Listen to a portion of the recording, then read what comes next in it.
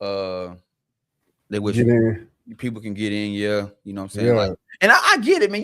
You got cats like Cliff, man. Cliff, a lifelong Knicks fan. Shit, his ass Yeah. gonna be able to go to that game. Not one. Nah.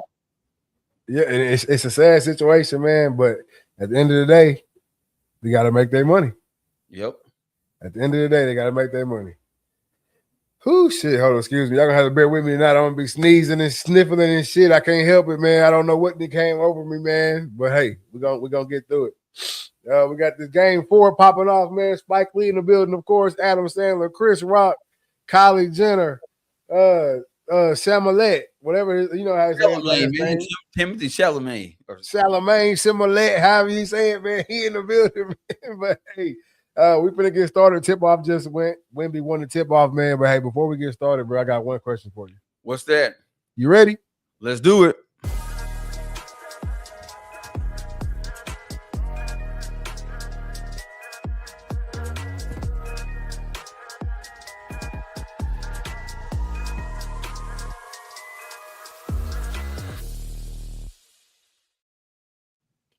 Good afternoon, good evening, good night. This is season 8, episode 18, and watch party for game 4. It's episode 20. Finals. Episode 20. Look, I'm a little off. Either way it go, man. Welcome to the watch party for game 4, man. I am your host, Nick Reed, along with my brother and co-host Trey Reed. No Killer Cam tonight. How you doing tonight, man? Bro, I'm good, man. Just chilling, man. Been looking forward to this show, man. A lot of shit been going on this week. Man, there's so much shit going on. Again, big game 4 right here. The Spurs. It's low-key a must-win for the Spurs right here. But we got a lot going on in the world right now, man. It's just a crazy time. But first off, man, who you got tonight? Knicks. I think that they pissed off about, you know, saying the losing their last game. Wemby hitting cats upside the head and shit. Yeah, they ain't about that shit. I think they finna go hard on them tonight. Big 3 from Vassell right there. Let's get into that Wemby, man. Grabbing Jalen Brunson by the back of the neck like his little kid and throwing him on the ground, man. No call, no flagrant, wasn't reviewed after the game and upgraded to a possible ejection or any of that. What do you think about that right there, bro? Bro, he the golden child, bro. I think he been testing the waters, you know, all playoffs, and he's like, man, let me see what I can get away with, and just blatantly just grab that cat. Which I give it to Jalen Brunson, man. He kept his cool, you know what I'm saying? He's just like, you know what? It is what it is. I think Jalen Brunson should have sold it a little bit more, if you ask me. I mean, as much as I can't stand, we just went through the whole OKC thing and foul baiting, and they doing too much, and it's slowing the game down, and it's hard to watch. But shit, in that situation, hey, I think Jalen Brunson, you got to sell that. You got to end up in the first row. Yeah, in the first row, roll around, grab your face. I mean, you got to play it out. Yeah, man, because Jalen Brunson, he goes down and he comes right back at Wemby. And you know what I'm saying? Like trying to get in his face or whatever. Not saying that made it any better or less of a foul, but as to the refs, shit, he good. You know what I'm saying? Like that's exactly. Because this series does have that 80s, 90s feel to it. The feel that everybody been claiming they want it back. Man, they don't want that shit back. They think they do. They think they want that. They think they want that shit back. But yeah, you talking about as far as like the physicalness of it. Mm-hmm. I can see that. I can see that. I mean, I do believe they might want the physicalness back, but I don't think they remember how those games went. I don't think they remember the 65 to 50 games. Yeah, the 83 to 74 game. You know what I'm saying? Like, you get talked bad about in this day and age if you don't score 100. Yeah, because there's more scores in today's league than there was back then. Back then, you know, each team might have had 1, maybe 2 legit scorers. Now you got all starting 5 can put up some points. You know, like back in the day, they had a guy. You just an enforcer. That's all you out here for. You the enforcer, and you get rebounds. Don't shoot shit. Yeah. You can't do that in today's game. You can't have nobody out there on the floor who ain't put up no points. You ain't no points. I got nothing for you. Exactly, because it's moving too fast, and it's all type of shit going on. That 0 point shit gonna get you killed. I mean, if you scoring 0, and the man your matchup got 25, you can have all the rebounds in the world, Craig. That ain't gonna. It's not really moving the needle for it. Rebounds don't win no games.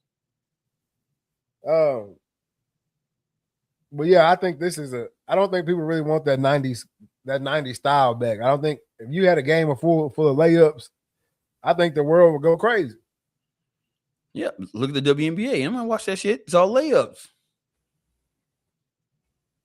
And then, as much as everybody's like, we just talked about the OKC and the foul baiting, right? It's stopping the game. It's hard to watch. Well, if they actually out there knocking each other upside the head, there's gonna be a whole lot of stopping games. It's gonna be a lot of stopping. Exactly. It's gonna be a lot of stopping. So I'm not ready for that shit, bro. They don't want that shit back. They think they do. Like I said, they think they do, but nah. It's kind of the same, man. But no, I think this as much as I love Jalen Brunson and this is his team, I think this game tonight falls on the shoulders of the one and only Big Cat, Big Bodega, Karl Anthony Towns, or however you want to say his name. It falls on him tonight. Yeah, he's going to step up because Bronson's going to get his. But Cat gotta contribute. And I think they gotta put the Spurs away early. This coming to the last minute shit is gonna get you beat. And that's both teams. If you wanna win this series and be the champ, you gotta put these cats away. Exactly. And the Golden Child just gets a big call right there. Originally called foul on Karl Anthony Towns. They review it and then it's turned into a block by Wembanyama. But I agree with you though. I think he is the league's new golden child. He can do no wrong. I mean, we've seen this guy elbow somebody viciously, and it was turned to, should have been a few games suspension, I think. I mean, that was a gruesome elbow. Yeah. And he kind of just got slapped on the wrist for it. And again, you go to the Jameson thing. We see a lot of pushing going on around the basket. It's going to make me not like Wemby as much as I want to. Yeah, doing that, becoming dirty. Yeah. Yeah, it'll be kind of like what you call it, Ndamukong Suh. Like, yeah, you want to like him, but then he just do so much dirty shit where you're like, bro, I can't, man. I can't. Hunter Harrison says, "Let's go Spurs." Hey, man, yeah, everybody drop who you want to win tonight in the chat, man. Let me know what y'all think. Boss Baby said, Hey, I think he said, hey. Oh, hey. So shout out Boss Baby.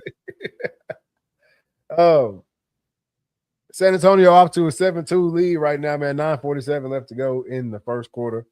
But I think you have to talk about Stephon Castle in this game, man. I think you got to talk about Champagnie, Vassell. The Spurs, to me, look, there go Vassell right there with another big three. 2 for 2 from behind the arc so far tonight. That 10-0 run. I think you have to talk about those guys because, yes, like I said with Brunson is the star, but this game falls on Karl Anthony Towns. There goes Champagnie with a steal and a dunk on the other end, man. 11 or 12-2 ball game right now, man. That's going to force a timeout by New York. You have to talk about the co-stars in this game. The co-stars for me is who can win it for the Spurs. I think, and tell me if I'm wrong or not, but your co-stars will make or break your championship run. I mean, yeah, we've seen it with a bunch of the LeBron runs, right? Yeah. Kevin Love goes down in the playoff series. Kyrie goes down in the playoff series. Matthew Dellavedova was his co-star at one point, and he disappeared. You know what I'm saying? Like, that type of shit is what makes or breaks a finals or really any playoff series. Yeah, it'd be C. Bailey Vlog says he got the Knicks. I agree with the Wemby take. Makes it hard to like him if he's playing dirty. Boy, already 8-9. Yeah, but you have some people that might like that shit though. Like you said, I don't mind aggressiveness. It reminds us of the 90s. I don't mind aggressiveness. I will never take aggression away, even like when I'm coaching the Little League soccer. I will never get on to one of the players for being aggressive. You knock somebody down, whatever. But if it becomes a pattern, Yeah. it gets a little iffy, man. It gets a little iffy if I can ride with you or not. I mean, I guess if that's your style, and what I mean like being aggressive, like if you for example, in basketball, you take into the paint hard, you go up and get hard rebounds. I can deal with that. But when you blatantly have to throw in elbows, twisting ankles, grabbing cats by the neck, by the all that. No, bro, I can't get down with that shit, bro. Yeah, I can't either, man. Especially when they're not gonna let nobody else do it. I think that's what makes it more unbearable. Right? Yep. Whew. I'll be trying to hold them back. I'll be trying to hold those sneezes, man. Yeah, sometimes you just gotta let them out, man. I think that makes it way more unbearable, man. Whenever the league is not gonna let Joe Blow elbow a dude in the face and not face a few game suspension. It's just not gonna happen. Yeah. They're not gonna let somebody grab anybody by the back of the neck, especially the star player on the next team, throw him to the ground and nothing happen. That's just not how the league works. No, and then because then people come out and be like, well, kids look up to you, Wemby. So if I'm 5th grade and I see Wemby do it in the game, shit, I might be out there, and get that. Ain't gonna be no leeway for me. They gonna kick me to the curb. No doubt. But hey, the Spurs off to a hot start tonight. But they've gone up 13, they've gone up 14, and we've seen the Knicks come back in each game and take the lead or at least come back. You know what I'm saying? So what do you think the Spurs have to do to keep their foot on the Knicks' neck? Should keep the ball moving and score 3 out of 5 drives. I think it starts with Wemby touching the paint. Wemby, you got to get your big ass in that paint, man. You have to. I get it. You can shoot threes, but you got to dominate the paint. Get them easy buckets. Get some rebounds. If Wemby goes double-digit rebounds tonight, they win. Easy. He hasn't had 10 rebounds in any one of these finals games yet, which I think is crazy. Josh Hart's out-rebounding you. Fucking Castle out-rebounding you. I think that's nuts. Maybe that's the game plan. Brett McPherson says, "Dang, y'all on early. Yeah, Brett, we had to get on for the watch party, man. We on here taking down the Spurs and the Knicks tonight, man. That's it." But while we on a break from the game, well, we're not really on a break from the game. It just came back on. 12-2, 9 minutes, 9 seconds left in the first quarter. We got a bunch of stuff to run down tonight, man. So we're gonna ride into that. First thing I want to talk about, other than the game tonight, I want to talk about Sorsby, Texas Tech QB. They found a judge that reinstated my boy, man. I'm not gonna say my boy because I ain't gonna act like I'm for it. They reinstated the kid, and the Big 12 is not having it, man. Shit, no, man, bro. Which I don't understand how the Big 3 from OG Anunoby right there, man. 12-5.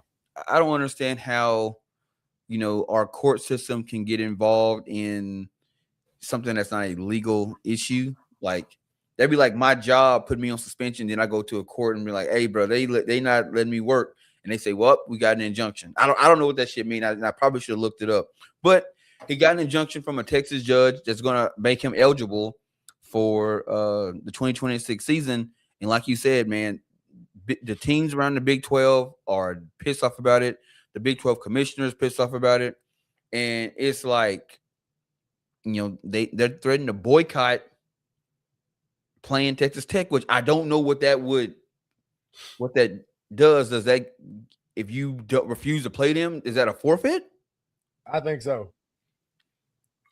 So then so that's going to bring up another problem that we've never seen before if they decide to do this shit, where now you got a team that say is undefeated, but all their games have been forfeited. Do they still get a spot in the playoff? Before I answer you, we got Hunter Harrison saying, "Let's hear who the RTL is rooting for, if they're rooting for anyone." I think you riding with the Knicks tonight. I'm gonna ride with the Spurs. Then I'm gonna ride with the Spurs. I really don't have a dog in the fight. I don't either, but I got a lot of homies that up in New York that rock with the Knicks. They die hard, so I gotta give my moral support. But yeah, if the Big 12 doesn't get behind these teams and come up with something, to make it where it's not going to be a forfeit, they just say like, hey, he's reinstated.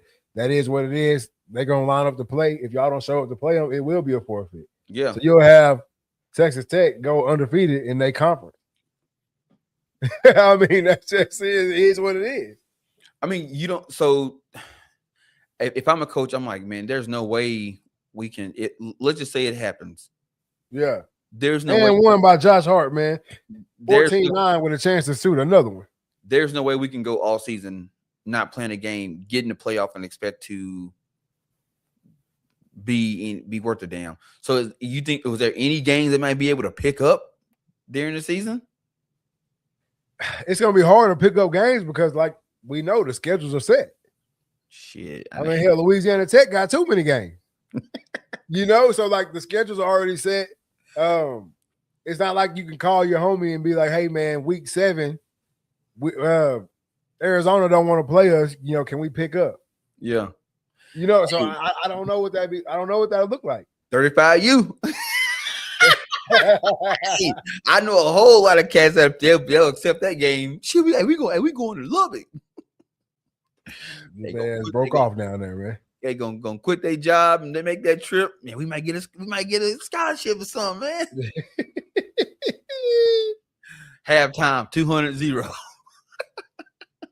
Nah, for real, man. But no, I don't know what that would look like. I don't know what that would look like for the Big 12. I think they're gonna have to just suck it up and play them. Unless, like I said, because do you really want to punish your players? Like, I'm sure they don't give a damn about him playing. Like, what's the problem with him playing? Well, he's the number 1 QB in the portal. He's basically saying he's going to be the number 1 QB next year. So if I get a chance to, it was a lot. Our schedule was looking a lot easier, at least that week when we playing Texas Tech, knowing that they're going to have to find a QB. Yeah, but my thing is like, all right, cool. He can play now. As a coach, let's just get. We ain't got CD and Jokers till week 6, so I'm not even tripping about it and just going about my business. Like, I feel like everybody's taking this high moral stance, and bro, y'all doing some illegal shit too. Yeah, but ours ain't been brought out to the light yet. I get it though, but man, look, at some point in time, bro, what they say when you point a finger, when you point 2 fingers, you got 2 fingers pointing back at you. Yeah. Oh boy, big 3 by Castle, man. 19-10. Damn, that's that shit, bro. I think it's a lot of whining now, bro. I think if everybody wants to whine, oh, I'm not getting my way, I'm gonna boycott. I'm a boycott. I'm so tired of the damn word boycott. Yeah, the word boycott is getting on my nerve, man. Turd Ferguson said 2-1-0. San Antonio, go Spurs, go. Hey, the Spurs looking good right now, man. And the Knicks is not hitting. Can't hit the side of a barn right now, it seems like. But I mean, with another big 3 and it's good. Damn, boy, they 22-10, 6-18 go in the first quarter. But yeah, I was just, Charlie Baker, who's the NCAA president, he was kind of like, hey man, it is what it is. But like I said, I'm gonna have to do my research and understand like what does an injunction mean? Is it like does it just gives him enough time to play the season and then they have to go back and look at it again? Yeah, it's kind of like if you remember back 3-4 years ago, Anthony Black transfers to Duncanville, now on the Orlando Magic. But Anthony Black transfers to Duncanville. He's ruled ineligible by the UIL, moved for athletic purposes. We've already beat that dead horse on this show enough. But they get an injunction, which allows him to play until the trial. You know what I'm saying? Yeah. And obviously they go on to win the state championship. They come back later on, rule him ineligible, and they take the state championship away from Duncanville. So it could be something like that. Texas Tech go on to win a national championship this year. If the trial comes up, he's ruled ineligible, and now they're gonna say, "Hey." Well, no, well then that means they just They can't. Well, because when he won it, he was eligible. So if they rule him ineligible, that means he just can't play the next season, which doesn't matter because he's They going gonna to. snatch the wins. You think Any so? game he played. I'm just saying that's what happened with the Anthony Black situation. Oh, okay. Which is basically the same thing. So what I'm reading here, it says the court ruling dictates specific consequences and conditions for Sorsby to participate. 2-game suspension, so he can't play against Abilene Christian. Oh, Wemby with a big 3 over Mitchell Robinson, man. 25-12, 5:46 left to go in the first. So he can't play against Abilene Christian or Oregon State. He has strict behavior conditions. He must continue clinical counseling for his gambling disorder, attend Gamblers Anonymous, and undergo treatment for anxiety and mandatory compliance reports. So Sorsby's legal team must provide monthly reports to the NCAA to verify he's adhering to all court-ordered recovery measures. So after reading this, what I think is going to happen is, as long as he follow all these rules, I bet you when they go the next time, they're going to be like, he good, man. Like he did with his punishment. He sat out 2 games. He had to continue to go to treatment. He had to send in weekly report or monthly reports. He good. Big block by Wemby right there. Spurs coming down up, and it's good off the glass, man. Carter Bryant. Does the NCAA really want to have Texas Tech win a national championship and then have to turn around and strip it from them? Like now you gotta, like, whoever they beat, big 3 from the corner, man. I don't want to be like, well, we lost to them, but we're technically the national champions. Now we get rings and T-shirts and shit that say national champion, but the world and everybody know we lost. No, I don't think they want that. That's just how this shit go. Yeah, but I think as long as which I don't know the rules behind Anthony Black's injunction, but I think with this injunction, I think as long as he, as long as he abides by the rules, I'm sure they're going to be like, you good. I also think it just depends on how much of a funk these other schools are willing to really make it. Yeah.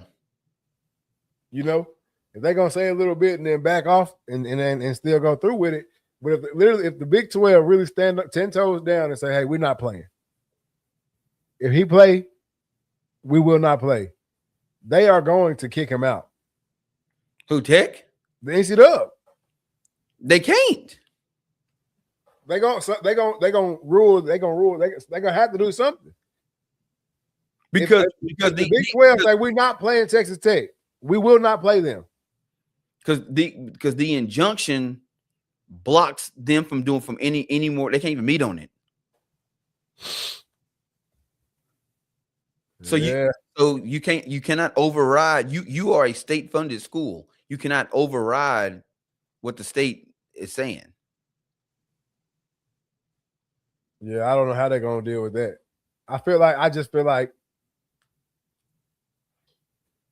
one or two things gonna happen. If they can make a big enough fuss about it, either the judge gonna come back and switch his shit up, or they gonna make some kind of way where we're not meeting about Sorsby no more, but Texas Tech is ineligible for the playoffs. Or you know what I'm saying? Something. Okay, so it says after the season, the Lubbock County District Court officials set the final trial date for the week of February 8, 2027. This is well after the regular season, the Big 12 championship, and the college football playoffs have concluded. Case dismissal is highly likely. Legal experts expect that once Sorsby finishes playing his final game of Texas Tech, his attorney will simply drop the lawsuit. Since he will no longer be a college athlete, the NCAA's permanent ban can no longer affect him, rendering the case irrelevant and an immediate in something for his life. Yeah, it won't matter to him. They're not gonna come after him. They coming after Texas Tech. I done seen this story. Let's see. Can they punish Texas Tech?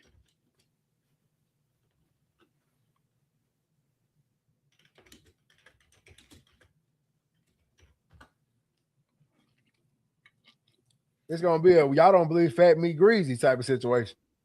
The NCAA cannot punish Texas Tech, but the program is facing massive looming risk both in court and within their own conference. The legal protection shielding the university is fragile, and the situation could still trigger devastating retroactive penalties and administrative backlash. I don't think they will. I think once if he win it and leave, I don't think, and like why spend the money? Why would we spend the money to do this shit when he gone? They want it. Let's just get past this shit. For the next one, even if the NCAA rules something, they will take it to the court system and get it overruled. I'm telling you, y'all can mark my words. Y'all can mark my words right here. What's today? June 10th, 2026. At the end of the season, February 8th, when they had a little trial, their little meet, I guarantee you, Texas Tech will be under fire. I guarantee it. Especially if they come out there whooping ass. I don't know. From what I'm reading, it sound like they in the clear, because you seen what Texas Tech did this morning, didn't you? No, what they do? They basically made a post, or not basically, yeah, they made a post, but in the post it was like, welcoming Sorsby back and basically telling the Big 12 suck it up. Hey. So they saying shit, hey, and I'm sure they wouldn't have posted that shit if they thought this shit could not play in their favor. I mean, yeah, everything always good in the moment. It's always good in the moment. It sounds good. It feels good. We on top. We got our dude back. We planning on doing big things. We on top. But I'm telling you, when that February 8th get here, watch. Hell, they might kick their ass out the playoffs for the next 5 years. Shit, no, they're not gonna go that route. Man, you crazy, bro. This gambling we talking about. And bro, think about it. The NCAA ruled to ban Buddy indefinitely. That means you kicked out of college football. We feel like what you did is so bad that you can never play college football again. Yeah. That's how we feel. Then y'all went through the back door and made it where you can play. All right, bet we got something for your ass February 8th. Yeah, but I'm sure Texas Tech's legal team get together and goes, okay, check this out. What happens if we allow him to play? And I'm sure the legal team is like looking at it saying, it looks like nothing. If he's no longer part of the program, because he is eligible for the 2026 season. Once he plays that last game and gets out of and leaves Texas Tech, he is no longer a college athlete. He's no longer associated with the program anymore. So if the only way I can see this going, if the NCAA it gets petty and says, you know what, fuck it, we're gonna do it. They gonna get petty. We're gonna do a lawsuit, but do they want to spend the money and do the lawsuit? Because they have to sue Texas Tech. Hell no. That's a drop in the bucket, man. That's a drop in the bucket. Bro, we already told you what it was. That's like you go to work and your direct boss tell you something. This is how it's gonna be. And you go to the big dog, you go to CEO and get it reversed. Bro, somewhere down the line, your direct boss gonna get your ass. Somewhere down the line, your direct boss gonna get your ass. It might not be today, but they gonna get you. And that's the same thing you finna see here. It might not be today, but come February 8th, I got something for your ass because I told you. Yeah, I guess I know the Texas Tech athletic director, Kirby Hocutt, he issued a statement today saying, he's watched all the reactions and he's watched all the reactions and he understands what everybody's saying, but the system says that he can play, he'll play, and they'll deal with whatever down the road. So he's obviously they ready for the shits. They're ready for the shit. Hey, Hunter Harrison said, is it possible the committee just doesn't rank Tech to make a point, assuming they're good this season? It can be something like that. Yep, that can happen too. It could be something like that. Let's say they good this season. And it come down to the nut cut and they 12. You think Tech getting in? Hell no. Nope. But if they win the Big 12, They got to get in. They got to get in. And it looks like they can win the Big 12. I'm telling you now, what I really think gonna happen, true to my heart, I think they're gonna go through the season, whether they make the playoffs or not. When we get to the end and we get to that February 8th situation, they're gonna come back and say, hey, all wins from 2026 for Texas Tech, we snatching them hoes.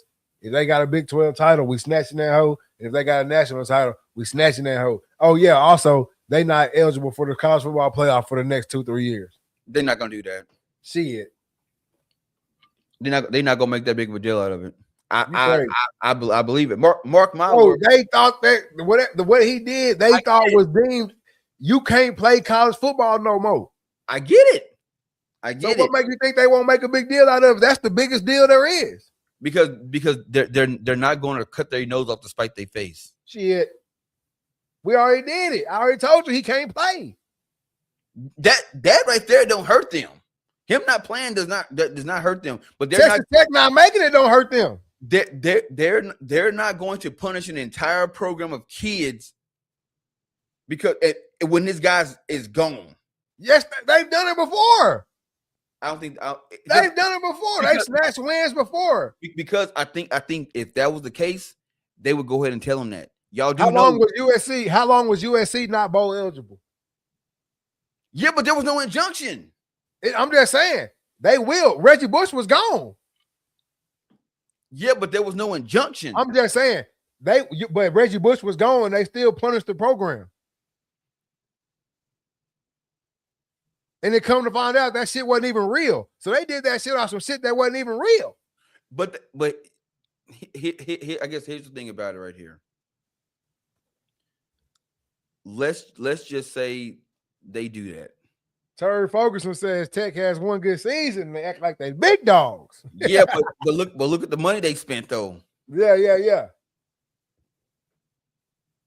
Tech is an 8-5 team at best, year in and year out. Shit, now when you dropping $48, $50 million on a roster. Hey, we got 37-20, man. 44 seconds left in the first quarter. Wemby touching that paint, and that shit is working. So I'd be interested to see what would happen because I think if that was the case, you don't think somebody from NCAA would call Tech and be like, just so you know, if he play, y'all better enjoy the season because we are going to come with full force. No, because I don't have to tell you that. I don't have to tell you that. You really should already know how we get down. You know what I'm saying? In all reality, you should already know how we get down. So go with your move. That better make your first move your best move. Come on, man. Look, Mitchell Robinson just gets an offensive foul for pushing Wemby in the throat, knocking him down.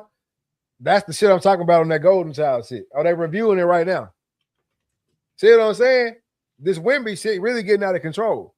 We want to keep it 100. What you mean? Mitchell Robinson comes down the court, puts his elbow in Wemby's throat and pushes him. Wemby falls down. It's an offensive foul, and now it's under review. Okay, so I just asked ChatGPT. I said, can the NCAA take wins from Texas Tech after the season? And it says, yes, the NCAA technically has the power to vacate Texas Tech's wins after the season, but a specific legal rule in the timeline of court case makes it highly unlikely to happen anytime soon.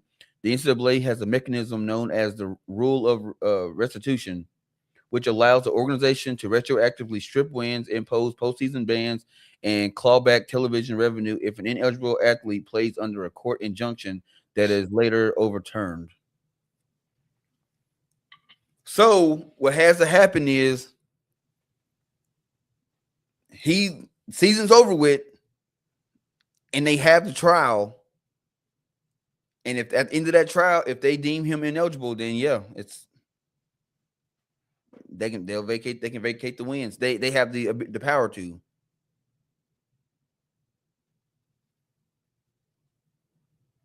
I think it'll be a sad. It'll be a sad situation because think about it. Say he win the Heisman, finals, not finals. Damn, championship. Won the championship, and he's the MVP. They're gonna vacate that shit. But does it matter? I have it now. You're not going to come get it from me. You are not physically going to come to my house and take my trophy. You're not going to come to the campus of Texas Tech and take the trophy. You're not going to come. You're not going to stop us from purchasing rings. Are they giving Wemby free throws for that shit too, bro? Damn. Tech on Mitchell Robinson. And hey, if you're watching the game right now, you see they just replayed the Jalen Brunson neck throw. So hey, the Wemby being a golden child is Wemby being a golden child is a thing for real. Turd Ferguson. At that point, it don't even matter no more. So, and I think that's what they're banking on. Like, bro, like think about it. The NCAA, the Heisman Committee, all that shit has shown that we'll vacate your shit, but we're not gonna come take. We're gonna actually, can you bring it to us? Hell no. If you want to come get it, they're not gonna come on your private property and take your shit. They not the law. No, they're not, but they just gonna vacate it though. I mean, is it physically gonna be anything different? Maybe not, but that's what's gonna happen. I think they're gonna just say fuck it. Shit, you got a lot of faith. I think they'll say scratch it, and then yeah. See, in the eyes of the people, all those accolades and achievements already happened. So I think it's gonna be like, yeah, we can do it, but it don't change anything. Yeah, it don't, but we gonna do it because we told y'all he can't play. I don't think so. And because I don't think they want that backlash. It ain't gonna be no backlash. You already got a whole conference riding with the NC Dub. No, I'm just talking about this from the people that put the money in the seats. You don't want to screw the. But you only talking about one team. You acting like they finna punish the whole conference. Texas Tech, y'all, like my boy said, y'all just got in the party. We don't give a damn if y'all get kicked out.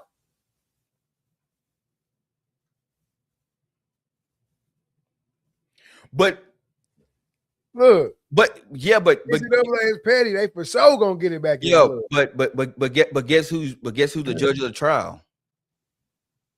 The one who did it. Thank you. So you think he gonna overturn his ruling? He gonna say no. He eligible. It's happened before. What's happened before? Shit, overturning on an injunction. It's happened before. So what I'm saying is, hey, shit, Texas Tech might have slid him a little cash out. Yeah, I'm telling you, yeah. They might have slid him a little cash out. Hey, just give us some time. Get us some time. Shit. I don't know, bro. I think like yeah. I mean, it could get real serious, but shit, man. Look, because guess what? Worst come to worst. All Texas Tech got to do is appeal. How long is the NCAA willing to fight this shit? They got all the time in the world. Y'all the ones that got to get ready for the next season. Shit, we don't. The coaches, they got to. It's not the coaches. A coach is not going to be in the trials or whatever. Look, all they got to do is start slapping their ass with them recruiting fines and shit. Yeah, y'all get 12 scholarships next year since y'all want to play. Yeah. But they can't do that without a result of a trial. If the trial keeps getting pushed back, appeal. The NCAA war chest is way bigger than Texas Tech. Yeah, way bigger. I get that, but do you want to spend those resources fighting that battle. Yes. Why? What do you lose? Because if I don't, now somebody else gonna do some more shit.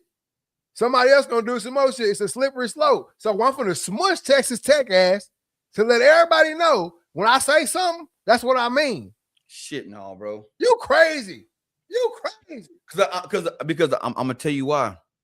Because every business, if you in the upper management, president, vice president, whatever, your bonus is based off of revenue.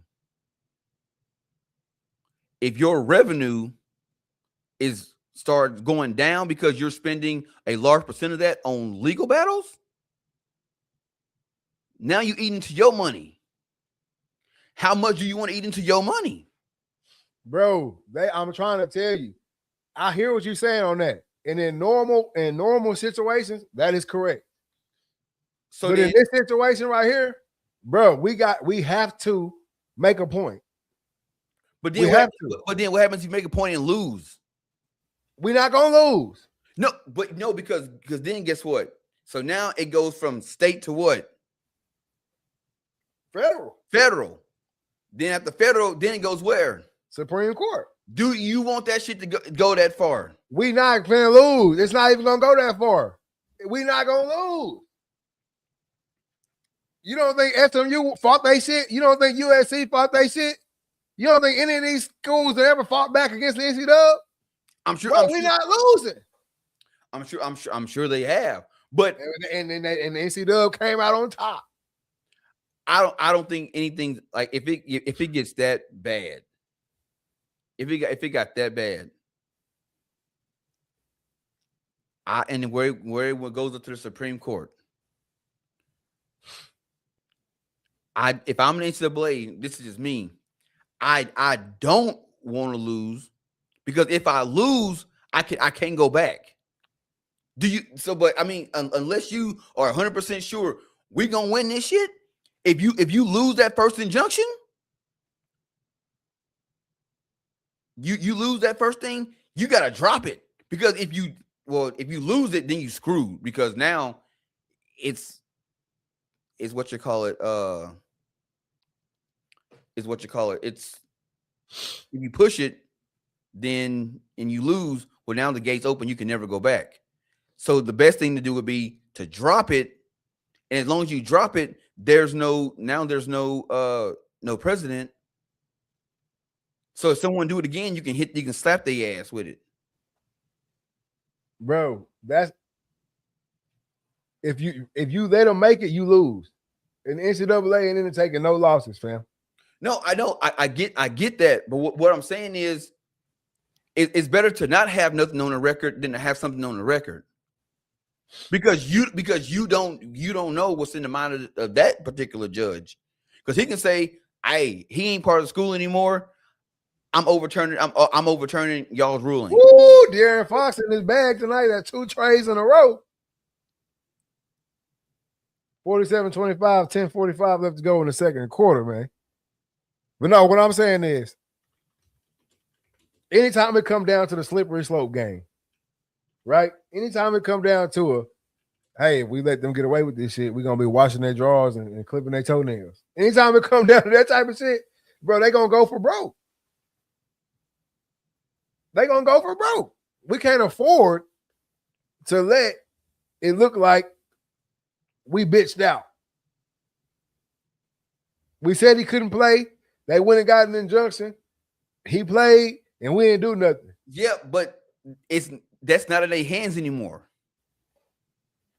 We've taken that now that he filed his lawsuit against them. It is now in the hands of the Texas court, and I just asked, what happens if NCAA loses this court case? It says if the NCAA loses the Brendan Sorsby case, it will completely strip the organization of its enforcement power, trigger an avalanche of lawsuits, and force a total rewriting of collegiate sports rules. But that's why they're gonna win. And no, then, but look, check this out. I think they drop it. Sorsby's lawyer is gonna drop the court case at the end because once he graduates or once he leaves Texas Tech, it's gonna be whether he want to keep going with the shit. And we know that's not going to happen. So they going, like I said, they just going to slap the university. University going to go with whatever they say because the university not going to keep fighting them. Yeah. I think it's going to get dropped. No, sir. They going to drop the lawsuit against the NCAA. Sorsby and his lawyers going to drop the lawsuit against the NCAA. And I think they'll make Texas Tech pay a big ass fine. And they're going to lose some eligibility and all that type of shit. I'm telling you. I don't think they're going to do that. I'd be willing to put some bread on that shit. They're going to lose eligibility. They're going to lose playoff eligibility. They're going to lose recruiting shit. I'm telling you, watch. I don't think so. It's too big of a game for us to let y'all make it. When I tell you to sit your ass down, that's what I mean. That don't mean go run and ask your mama if you can still go outside and play. No, I told you sit your ass on that couch. That's what the NCAA is banking on right here. Yeah, it says if they win the court case, it will permanently ban Sorsby from college sports, which his ass is going anyway. And Texas Tech will face devastating retroactive penalties that could ruin their entire 2026 season. The NCAA is currently pursuing two paths to victory: an emergency accelerated appeal to shut Sorsby down before or during the 2026 season, and the full trial schedule for February. So they trying to end it before February. Yeah, and if they wasn't gonna do nothing to him, they wouldn't even worry about it. Yeah, the Spurs is putting the hurt on them boys right now, man. 47-25, 10 minutes, 45 seconds left to go in the second quarter, and Wemby is at the free throw line. Oh, it says because the NCAA would be blocked. Wait, it says because the NCAA would have blocked him early, Texas Tech won't lose past wins because Sorsby wouldn't have played in them yet. Yeah, if they get it done before.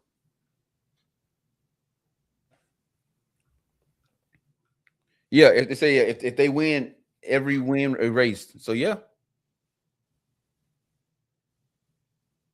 I'm telling you, NCAA coming for that ass. You best believe they coming for that ass. But you know me, I'm a prince of chaos. I would love to see their ass lose that court case, and because you looking at it, what NCAA's out of Connecticut, ain't it? You looking at a Connecticut organization coming down here to fight in Texas court? You think that Texas, y'all in Lubbock? You in Lubbock with a judge who probably graduated from Tech? You think he's gonna overturn that shit and hurt his alma mater? Shit. Yeah. Y'all better sit your ass down. The NCAA got that war chest humongous, boy. He probably getting letters in the mail right now. You know you fucked up, right? Well, you can't do that to a judge. Yeah, you know you fucked up, right? NCAA is pretty much the mob. Yes, sir. That's what I'm saying, man. It's gonna get active. It's gonna get active, man. Speaking of getting active, man, 48-27, 10 minutes, 25 seconds left to go in the second. Karl Anthony Towns shoots a free throw. Boom, it's good. 28-48. Man, do you think the Knicks blew their load early? Was the 2-0 all they had in them? I don't know if the 2-0 all they had in them, man. They're a good ass team, bro. Both these teams are very good. Let me say that first. Yeah, it's a game, bro. Right now they shooting the shit out the ball. So if this was in the backyard, this game's over with 21 skunk. Hey, there go Jalen Brunson getting to the cup. 18-point game. That's what I'm saying. Hey, the Knicks can eat into that lead quickly. Yeah. They really can. Especially the Spurs. And the Spurs are known to give up a lead. And I'm going to tell you why. I bet you the next three, there go another three. But it went in. See, right now, that's what's saving them. Them hoes going in. But anytime the Spurs get a lead, they start jacking that. They start jacking that shit, bro. Yeah, they're trying to widen that gap. And that's how they come back, because the Knicks going to make sure they get a good shot. They go one right there. It didn't go in, though. Wemby gets the rebound. So the Knicks come down, they make sure they get good shots, and they going to keep going. The Knicks just keep playing their same game no matter what. Look, they go another three by San Antonio. And that ball went in. Yep. is now a 94.5% chance that the Knicks, that the Spurs will win this game. 96.1 now. 54-30. Jalen Brunson trying to get a foul. It goes in, no foul call. 54-32, man. Looking back on it, though, game one, the Knicks had to come back and win. It's not like the Knicks been destroying them. No. The Knicks haven't been destroying them. And they go another three, the last three possessions. And he made that whole Sam Penny with the tray ball. The Knicks haven't been destroying them. But like I said, the Knicks going to keep playing their game the whole time. Nothing's going to change about their game. So if the Spurs like them, the last 3 or 4 possessions, the Spurs and came down and pulled a 3. They made 3 out of 4. If they go down there and go 0 for 4, we're looking at what the score was, 52. We looking at a 15, 16 point game. Yeah. If they miss them. You see what I'm saying? So I don't know. And I think it's also 2-0 is a bad spot to be in. Because you everybody talking about the sweep. Can we sweep these cats? That's not really where you want to be. Nope. So they thought they had full control of this series, and the Spurs finna show you that hey, we ain't nothing to be stifled with. Yeah, there's a reason we here. Oh, Turf Ferguson said, just like the sub, y'all boys, solid. Appreciate you. Appreciate it, man. Spurs can't miss threes. No, right now they shooting the air out that mug right now, man. I'm telling you. But they just can't get comfortable because New York, like I said, New York is not going away. They're going to keep playing their game. Brunson going to keep getting into the lane. He probably going to start getting some foul calls here soon. And them little floaters turning into basically 3-pointers. Yep. Mikal Bridges. Oh, just a heads up, though. I do have a special segment for tonight that we are going to introduce. Okay. But not right now. All right. A special segment. Look, they go another 3 from Sam Penny. He missed it. Look, here go the Knicks. Watch they come down and get a bucket. Jordan Clarkson going to the hole. Yep. That's how it happens right there. 57-34. Now if they come down and jack another one. I know. Alley-oop. Carter Bryant. Hey, the Knicks better get their shit together, man. Oh, they'll figure it out. They better. It's still hella early, too. We know how these games go. Jordan Clarkson coming in trying to be Superman. That's what's going to kill the Knicks' ass. Mikal Bridges for 2. He missed that hoe. Karl Anthony Towns with the rebound, and he gets fouled. Oh, no. Offensive foul. Spurs way. Hey, man. It's all San Antonio, man. Through 2 right now. It's all San Antonio. 59-34. 7 minutes, 31 seconds left to go. We got time left. If you're a Knicks fan, you probably sitting at home like, damn it, I knew it. Man, to have Madison Square Garden, not one person on their feet in that hole and have it sound quiet, boy, that's as loud as the Spurs can make it in there. That's all you hear. Oh, they go another missed 3 by San Antonio, though. Carter Bryant fighting for the rebound. He gets it up. Hey, no foul call. See what Ferguson said.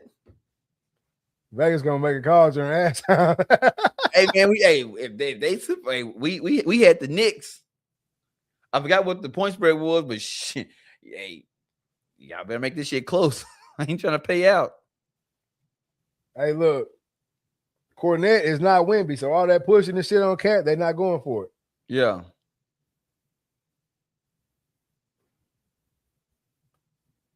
The Cat just got away with a big foul on the other end on Carter Bryant. But man, more big shit going on, man.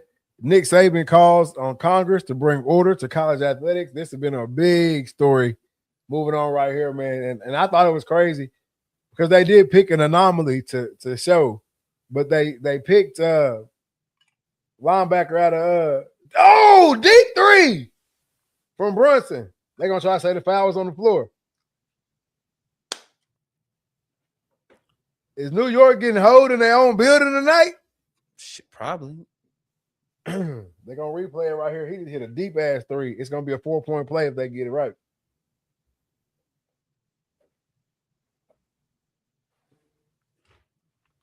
But no, they picked up What's the linebacker from Houston, man? Look like Bronny James. Linebacker from Houston. Yeah, linebacker from Houston, Texas. Can't think of his name right now. Hunt Dog, you still in this thing? I don't know those linebackers from Houston, Texans. Talk Man, about what? I don't know, Bruh.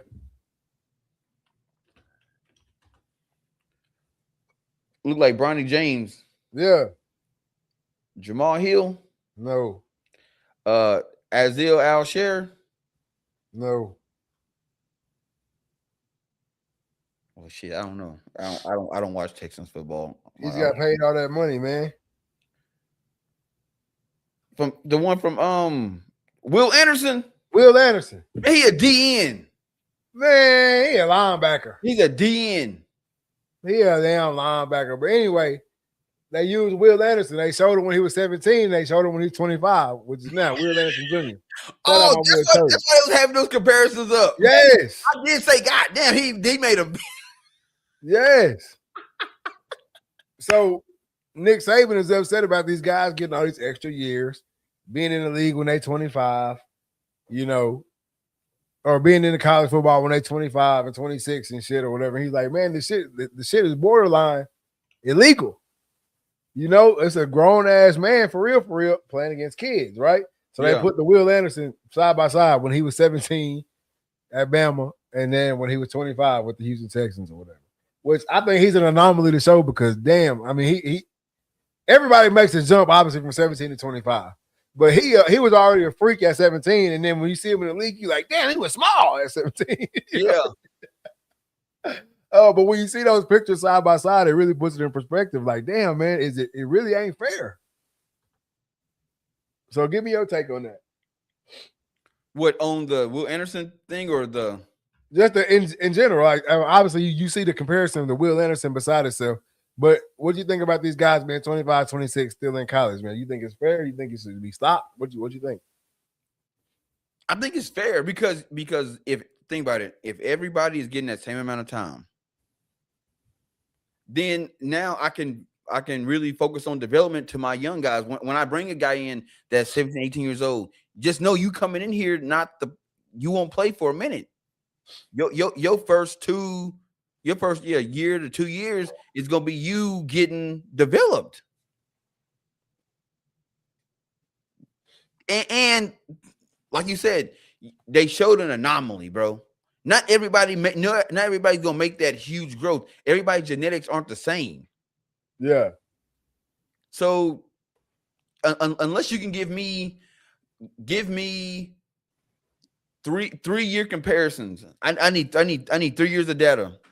And you can look at, but I feel like you can also look at Indiana last year and look how they ran through that hoe. Yeah, true. But then you got to account for experience. That's what I'm saying. The comparison just gave you a physical look through and what they look like. But hell, even if they don't make that big of a jump, your mind after being in college football for 6 years, 5 years, 6 years, 7 years, 8 years, man, you got a whole. I get that part. I don't like the guys being there that damn long. I think 5 years is enough. Yeah. But at the same time, what about the guy that goes, that looked like Will Anderson at year 2, year 3? But see that the reason why he still got to play a 17-year-old. The Will Anderson shit is different because if you look like Will Anderson, you're not gonna be there 5-6 years. True. If you and he just like Hunter says right here. Also, Will Anderson is an athletic freak, even for NFL standards. Exactly. Like if you look like that, you're not gonna be there. So I thought that was a bad choice of comparison for Nick Saban to use. But it got his point across. But he gotta he's making a point. He getting his he's manipulating the data. Yeah. It got his point across to me because I'm like, damn, that shit is true. But then I look more at Indiana. And then you also taking away scholarships and spots from high schoolers. I don't know how much I really buy into that too, because the same amount of scholarships still getting you know put what out. I'm saying? Now, as far as like guys hopping in the portal that's that old and shit like that, I see what you're saying. But the same amount of scholarships are allotted every year, no matter who on your roster. Right? But when you look at the Indiana team, how they was able to run through the league. Yeah. You know what I'm saying? How they was really able to run through that shit. That puts it more into perspective for me. Because those mental reps. I mean, 5-6 years of college football, especially if you in the same program, it ain't too much you ain't seen. Yeah, you are a veteran at that point. A real life vet. Because technically, what after what 2-3 years, you're considered a veteran in the NFL. Yeah. So shit, when you a junior, you're considered you're a 3-year vet in college football. And but you still in that window of college, of an athlete, of a collegiate athlete. My thing is the 6, 7, 8-year cats. 5 years is what normal. Yeah, 5 years is where there is the normal window. I'm cool with that, but I've said it on other shows. That whole 6, 7, 8-year shit, bro, get your ass gone. Be gone. Because if the majority of your class is going on their second and third year in the league, you should not be in college football. Because there ain't no league for you. No one I'm not gonna say it's not possible, but nah, bro. But I think I didn't too much put into any concern about the time, because I think the NCAA has already kind of said that it's 5 years. They've established that. I was more so concerned about his message to Congress about the NIL money. That's the shit that I'm like, bro, why do you care? And then he gives a whole example of, when I was at Alabama, we had a $45 million collective. But that was the entire school. Yeah. He goes, well, now we have teams that have football is getting a lot at $45 million. And he's like, and so now we're only going to have basketball and football, and everything else is going to be club sports. Scratch that shit. Bro, if your sport becomes a club sport because of NIL money, because y'all didn't get enough NIL money, that means your program wasn't doing shit to begin with. Yeah. In my opinion. Now, Nick Saban has always been against the NIL shit. We know that from the jump. Turd says, like buddy from Miami that was in college for like 8 years, like, bro, get out of here and go sell insurance. Oh, yeah, that tight end. Yeah. It's over with for you, baby. It's over with for you. But you still got guys who, like, remember Michael Penix Jr. was in there for a long ass time. Yep. What's my boy out of Utah? He's still there. In that hope for this is 8th season or some shit like that? Yeah. Ole Miss QB trying to come back. Trinidad. It's all. There's got to be a cutoff. Injuries happen. We know that shit sucks. It's part of the game. There has to be some type of cutoff for these guys. Well, NCAA's already come out and said that it's now your clock start from time you get on campus. So you got 5 years. Yeah, they taking it back to where it used to be. You got 5 years to play for. You only playing 4 years. However you switch it up. Yeah, because we don't have they're not doing red shirts anymore. They ain't doing that medical shit no more. That's it. So I don't know, man. I'm all for anything with NIL. I'm with the shit. I blame the NCAA for it even getting this far. So if y'all would have just came out and cut the checks in the beginning, we wouldn't even be talking about NIL. Exactly. So anything that's got to do with NIL, I'm all for it. Give them all the bread you can give them. Shit.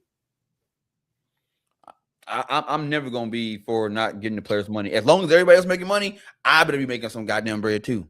So for real. That's just straight up. And think about this: the players are still getting crumbs compared to what's being made. Yeah.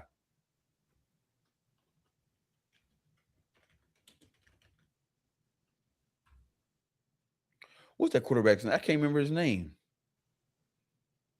Look, the Spurs bullshitting y'all. I'm telling y'all.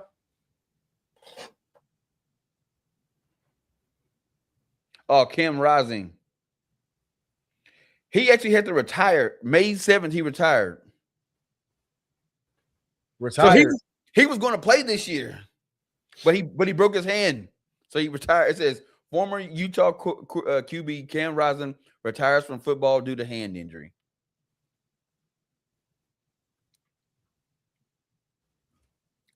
You had your time to shine, Cam, man. Move around, bro. Yeah, so he got hurt, I guess this May. Vassell for 3.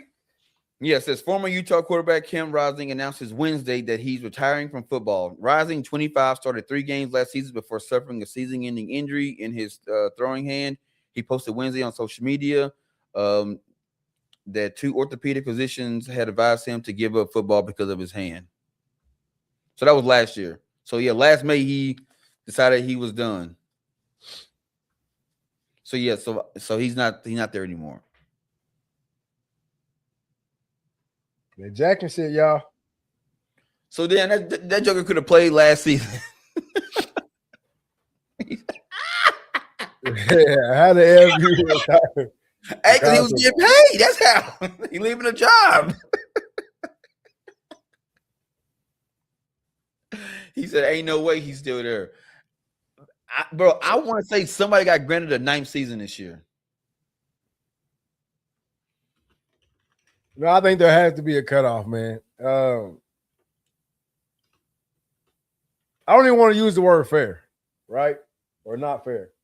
Because at the end of the day, you got to strap that shit up and go play, regardless of who out there. But damn, man.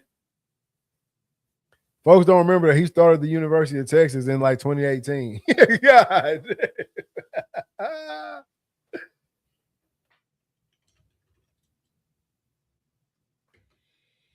And that's what I'm saying. There's got to be some type of cutoff because, bro, at some point, like where you should be in your game, there shouldn't be a college kid that's able to mess with you. Yeah.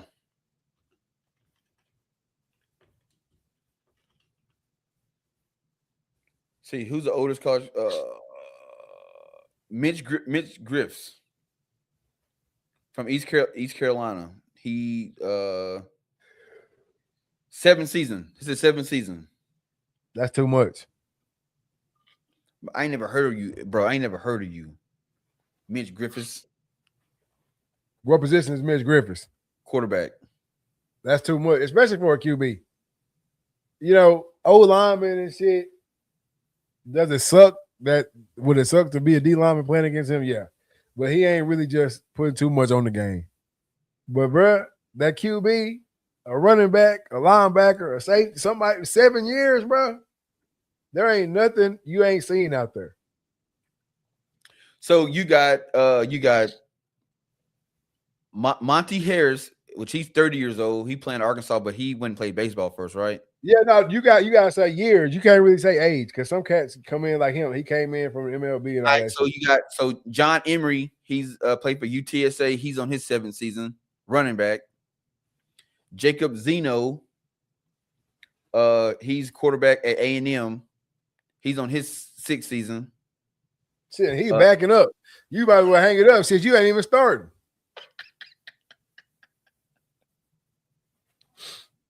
Yeah, the guy from ETSA says Emery only recently transferred, landing with UTSA after a 6-year spell at LSU. So he was at LSU for 6 years. And I don't remember him playing none. So now it says he shared the field with Joe Burrow, Justin Jefferson, and Jamar Chase.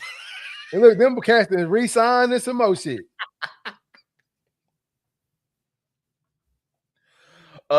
Jacob Zeno,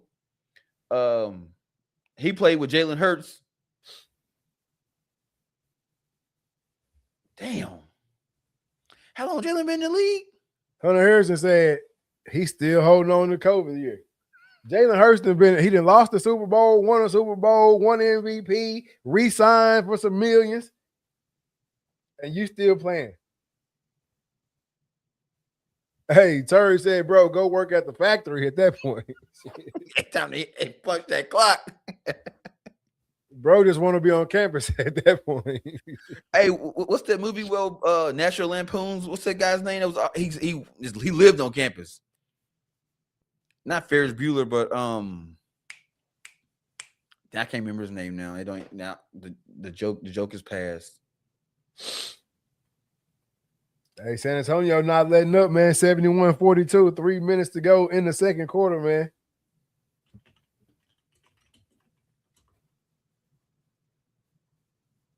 Van Wilder. There we go. That's it. Hey, Van Wilder, man. I'm not gonna lie, bro. If I worked at the NCAA, I'd be like, bro, we gonna implement a Van Wilder clause, bro. That's what I would call it, Van Wilder clause. Hey, look here, bro. Hey, after 5, your ass is gone. Ain't get gone, man. Go figure it out. You gotta go figure that shit out somewhere else. It ain't gonna be here. Yeah, that shit is nuts, man. But I know I just wish Saban would just get off of it, bro. Like, you know what? It's past. The toothpaste is at the tube now, bro. It's too much money to be made, and now you can't now take money from these kids because now they're gonna be like, man, what the hell? I'm sure they still gonna play, but now they're gonna just be it's gonna be a chip on their shoulder. No, the money's not going nowhere. The money's not going nowhere. So you can either get with it or get lost. But the money ain't going nowhere.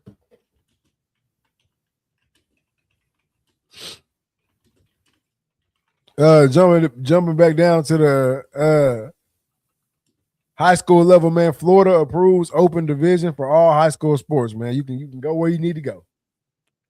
No, that's not what that means. What do it mean? So Florida, you know, well, let's scratch Florida. Let's just talk about Texas. We know Texas. So Texas, we got 1A, 2A, 3A, 4A, 5A, 6A. Florida is saying, you know what? We known for being the big dogs in sports. We got all this. You know, we're gonna have an open class. So I don't care if you a 1A and you think you can and you a 1A powerhouse. Hop your ass over into this damn open class where now a 1A team, you're going to be in the same district as a 6A. You're going to be in the same district as a 5A. Yeah, I don't know much about Florida sports, but I know that shit ain't cutting the mustard over here. I thought that shit meant you can go where you wanted to go. Nope. Nah, brother. Hey, no offense to nobody, but we from Texas, big dog. We from Texas, man.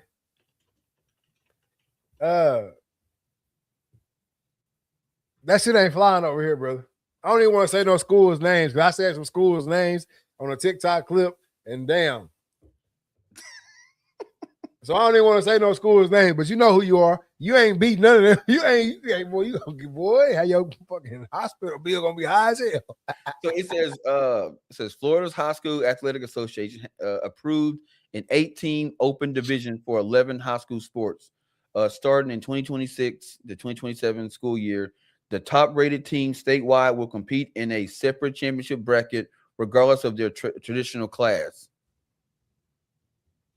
So that's going for football, basketball, football, boys and girls basketball, baseball, softball, boys and girls soccer, boys and girls lacrosse, girls volleyball, and Florida now has high school flag football. Now look, the flag shit might work. I don't know too much about volleyball, but the volleyball might work. But bruh, when it comes to that 11 on 11, shit. When it comes to football, the schools that'll be in it will be St. Thomas Aquinas, Carroll City, American Heritage, Madonna, West Bosco Raton, Central Miami, Cardinal Mooney, and Lakeland. So I don't know shit about those schools. I know Miami Central, but I don't know nobody else. I let it be a trial run, because I get it. You've won. You're a powerhouse in your traditional class. So so say you a 3A, and you powerful in 3A, Man, as soon as you take your ass up to 4 or 5, or maybe 4, you can compete. You go up 2 classes, you might have the starters that compete with the top the bigger division school, but you're not gonna be able to mess with them when it comes to that 3rd, 4th quarter. Hell, deep in the 2nd, bruh.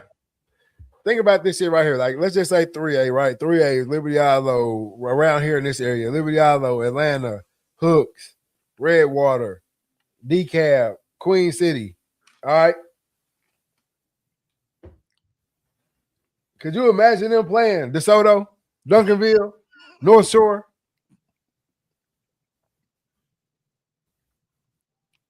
You see what I'm saying? Man, in high school, my school was 5A and we beat the 3A team 95-7 in basketball. Damn. Excuse me. Y'all should have been convicted of bullying. But that's how that shit would be, though. Harper with another big 3 from the corner, man. 76-49, 56 seconds left to go in the 2nd quarter. But I see Florida doing this as like, they trying to kick the door in, like, oh, we're going to be trailblazers and have this open class. I don't think it's going to go like they think it's going to go. That shit not going to go nowhere fast. Somebody going to get that shit hurt. I'm talking about, we've seen scores recently, 99-0. Look at Wemby shooting that bitch from the logo, man. Come on, you don't need to do that shit, bruh. We've seen 99-0 and teams in the same division. The Dragons can hold their own against them all. Please be nice to Redwater. Boy. That's how they be doing me on TikTok, hunt dog. I just be speaking the facts, man. Come on. Man, look. No offense to the Dragons, bro. But y'all can't even make it out. Y'all can't even make it out the East. Shit, y'all can't make it off 75 or wherever the highway is. 82? Ain't that what it is? 82? 7th Street. Yeah, whatever it turned into. Yes. Yeah. Y'all can't deal with the cats down the road. Mod, James Bowie on y'all head. Largest halftime lead by a road team in NBA Finals history, man. Damn. 67. 67. I just said be nice. First thing you do is be mean. Y'all can't make it on 67, boys. Hell getting down 67. Hey, no offense, man. Just keep it in the book. But I don't know what they're trying to accomplish with that. I don't think that's smart at all. There are divisions for a reason now. Every now and then, do you have a team that can probably move up one division? Sure. But you don't have a team. The best team in 1A. Who won the 1A state championship in Texas this year? Give me that squad.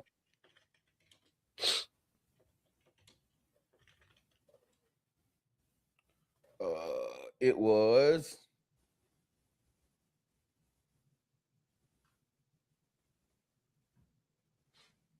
Hamilton.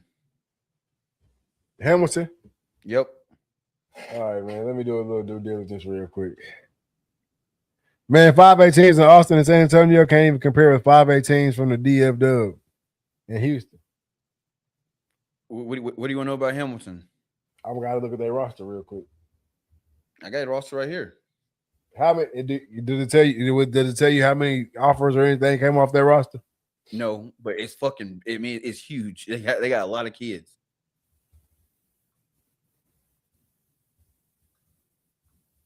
They got a lot of kids to be a 1A. I mean, I'm sure every kid in that school. If you a male in that school, you play football. Because hell, if you don't, you by yourself. Says the Hamilton Bulldogs in Class 3A Division 2. No, Hamilton. Also, my bad. It's 2A Division 1. 1A is 6-man here. My bad. Okay, give me that. So Hamilton, you got them as 2A? Yeah, Hamilton's 2A. 2A Division 1.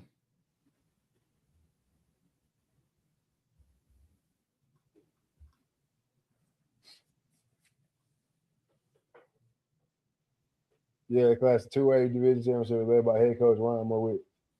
Yep, that's it.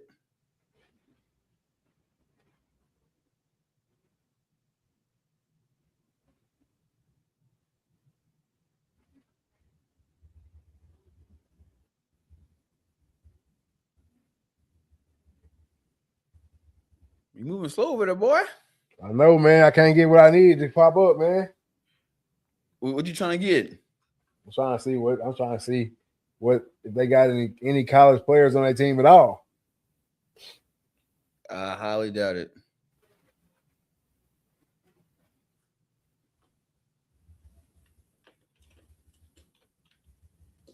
Go ahead, keep going, man. I'm over here doing my due diligence. Hold on. Yeah, but yeah, it's one of the things that's damn near impossible, man. Like it sounds cool. You could probably do it in Texas. You could probably take and you can call it an open class because you're allowing different divisions to play in this one league. But I would say you can have 6A, 5A, 4A, and that's it. I wouldn't go no higher than that, or no higher than that, or no lower than that.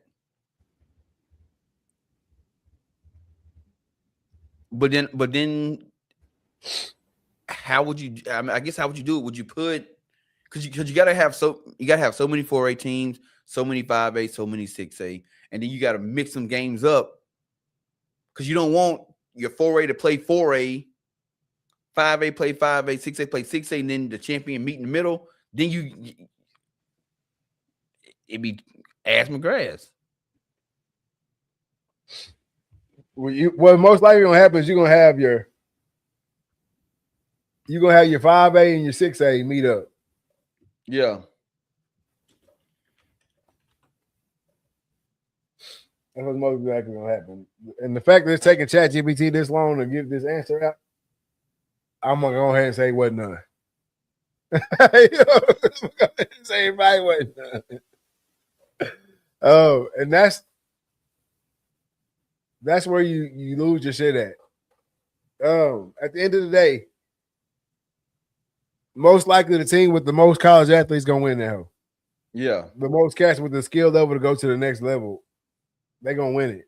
And when you, I mean, just looking at their stats, Devin Earns, he had 78, averaged 78 yards a game.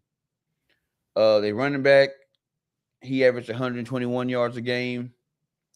He had 28 touchdowns on the season. The running back did. They had a linebacker. He's a freshman. He averaged 13 tackles. Quarterback had 33 touchdowns. Boy, you know it's bad when they don't have the quarterback's yards on this joke. You don't even have the QB. You don't even have passing yards on here.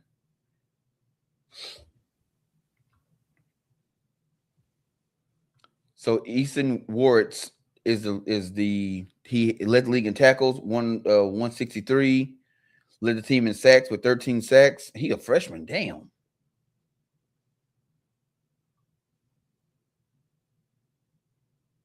So I mean, I don't think they got no juice for no kids like that.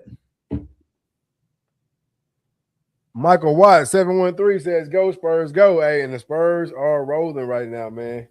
That's it. First half stats. Let me give some first half stats for anybody who hadn't been watching the game.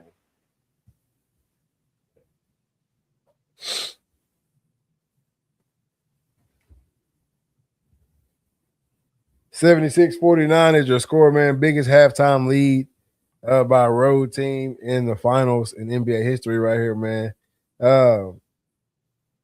You got Victor Wembanyama with 16. He's 6 for 11 from the field, 1 for 5 from the three. He needs to stop shooting them hoes. 6 rebounds, 1 assist. You got Vassell with 15. He 5 for 5 from the field, 4 for 4 from 3.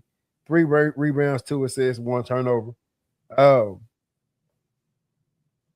De'Aaron Fox, he got 13 points, man. 4 from 8 from the field, 3 from 5 from 3, 1 rebound, and 6 assists. So he being a real good point guard tonight. Stephon Castle got 5 points. He 2 for 6, 1 for 3 from the field. 1 for 3 from 3. 3 rebounds, 3 assists, 1 turnover.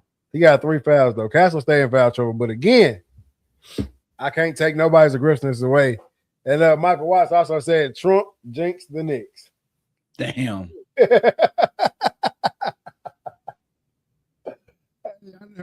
few times today, man. Trump and Stephen A. also got into it. Oh, hell no. What's up? I was wrong how this shit played out. It says starting the 2026 season, the Florida high school football landscape will split into a two-part postseason system. The regular season remains unchanged, but the playoffs now feature a separate Elite One division alongside a traditional classified bracket. So if you won state in 3A, people been saying do this shit for years. then you get put in the open class and play a separate to get a true state champion. I'm down with that. I'm not, because there's no be pointless.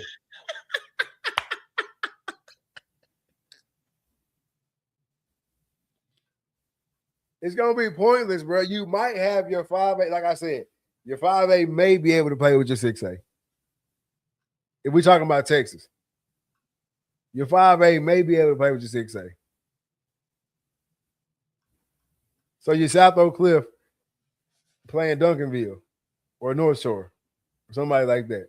Yeah. Everything other than that, straight wiping the field with their asses.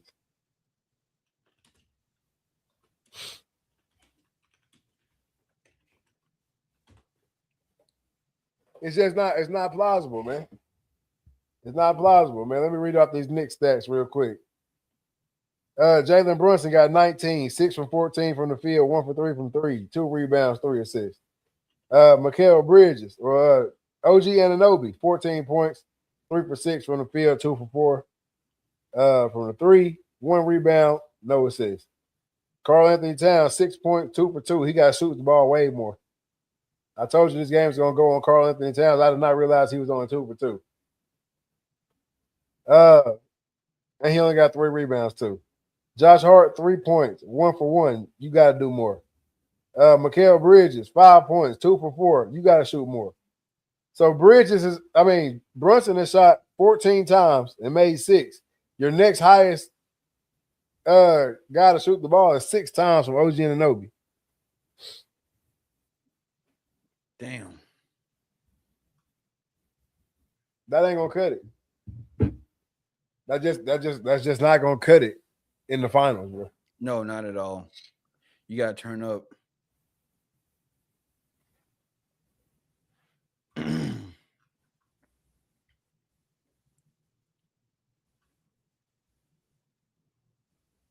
So I just had ChatGPT run it if they did open class in Texas. So you would have Asta Costa playing DeSoto, Austin Westlake playing North Shore, week 2, Austin Westlake plays number 1 DeSoto, Acosta plays North Shore plays DeSoto, and Acosta plays Westlake. And then week 1 of the pool 2, Allen playing Duncanville, North Crowley playing Southlake. Then North Crowley will then play Duncanville. Allen plays Southlake Carroll. And then week 3, Southlake Carroll plays Duncanville, and Allen plays North Crowley. And they take the best 4 teams out of that.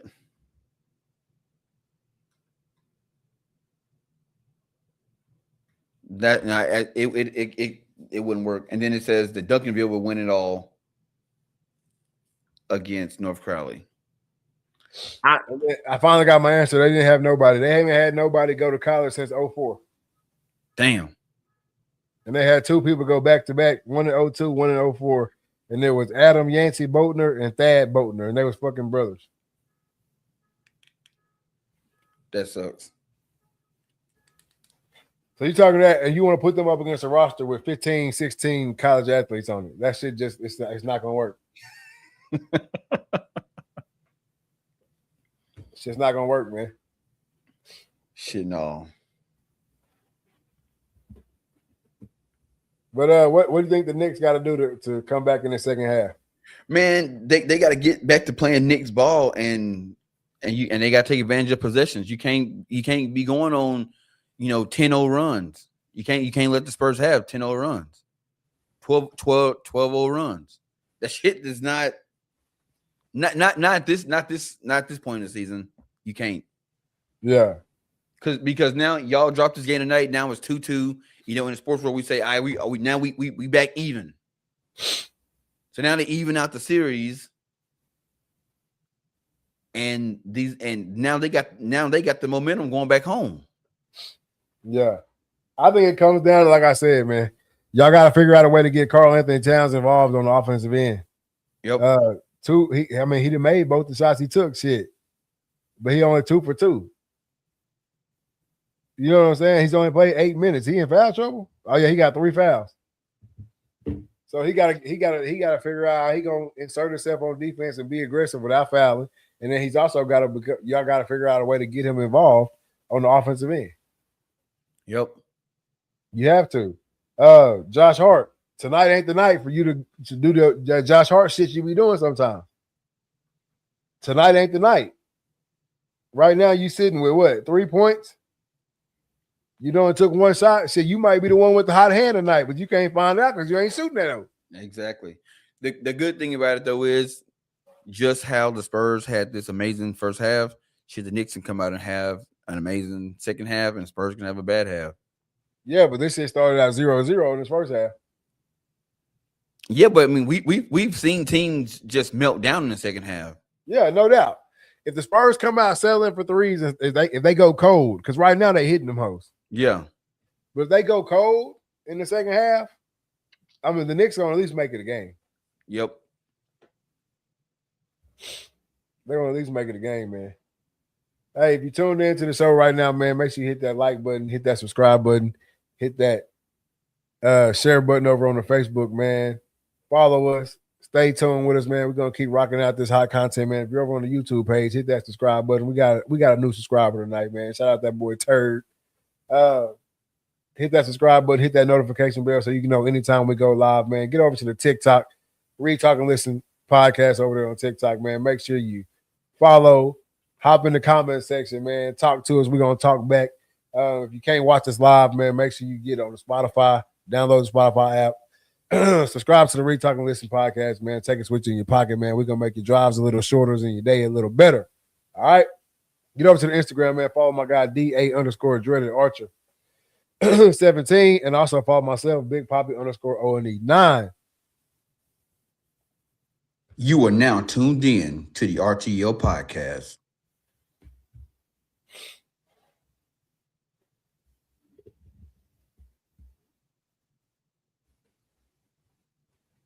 Go ahead and get us with your new segment for tonight, man. I want to know what the new segment is too. See. All right. So the new segment is called Picture This. I'm gonna show a picture, and I'm gonna ask you a question, and then we're gonna go off that picture. All right. All right. All right. So this is the picture. All right.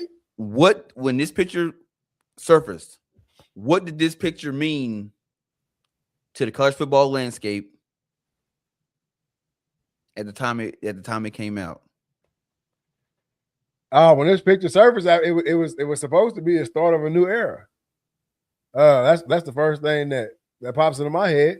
Remember, all African American athletes, we're gonna start going to the HBCUs. We thought that the Deion trend would catch on, and all the HBCUs would go and hire an affluent either ex-NFL player or an affluent head coach of color, and they were going to be able to go sit in living rooms and talk to mamas and grandmamas and get the top athletes to go to HBCUs and start a whole new wave. Yeah, that's what that picture brings me. It brings me back to a time where shit was going live. Yeah, bro. When I saw that picture, I said, man, we got to do a new segment. Bro, you hit the nail on the head. I mean, that was like the best answer you could have gave, because that's what that picture was supposed to like spark, catalyst. And for a minute, that was the conversation. We saw it. We watched it. We watched the number one. I think he was number one receiver in California, was going to USC, switched.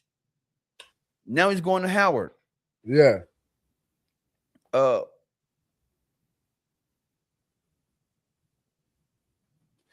Did I hear the announcer right? Biggest halftime lead for any away team in NBA history? That You wasn't heard on that my right. bingo card. Yep, you heard him right. You heard him right. But no, that moment in time was when I believed it was going to be a shift because we started seeing it all over the country. You know what I'm saying? Cats starting to they was switching. They was going to HBCUs. I mean, Travis Hunter, the number one player in the country, had offers from every school. Number one receiver, number one corner. Goes to Jackson State. Yep. We saw coaches, former NFL players getting jobs. We saw Mike Vick head to HBCU at Norfolk State. We saw Deshaun Jackson. We saw Ed Reed attempted to go to Bethune-Cookman. That shit, you know what I'm saying, self-destructed. EDM 331 said, had to ask myself if the Knicks are resting their starters for Game 5. See, they better not. And find your ass sitting at home. OG Anunoby with a big three, 76-52. But yeah, man, go ahead. That was what was supposed to happen, and it seemed like everybody got on board with it, except the schools. And then it self-destructed.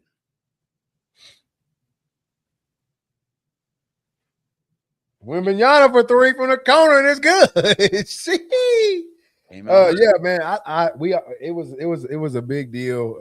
That picture right there, like I said, it was supposed to be the new wave. But again, everybody had the memo except the HBCUs. We saw Ed Reed, the debacle that went down with Ed Reed, right? Yeah. And we knew that's what would have to happen if that type of things would have to happen if the HBCUs wanted to get on board. The money was going to have to be spent. The coaches were going to have to be hired.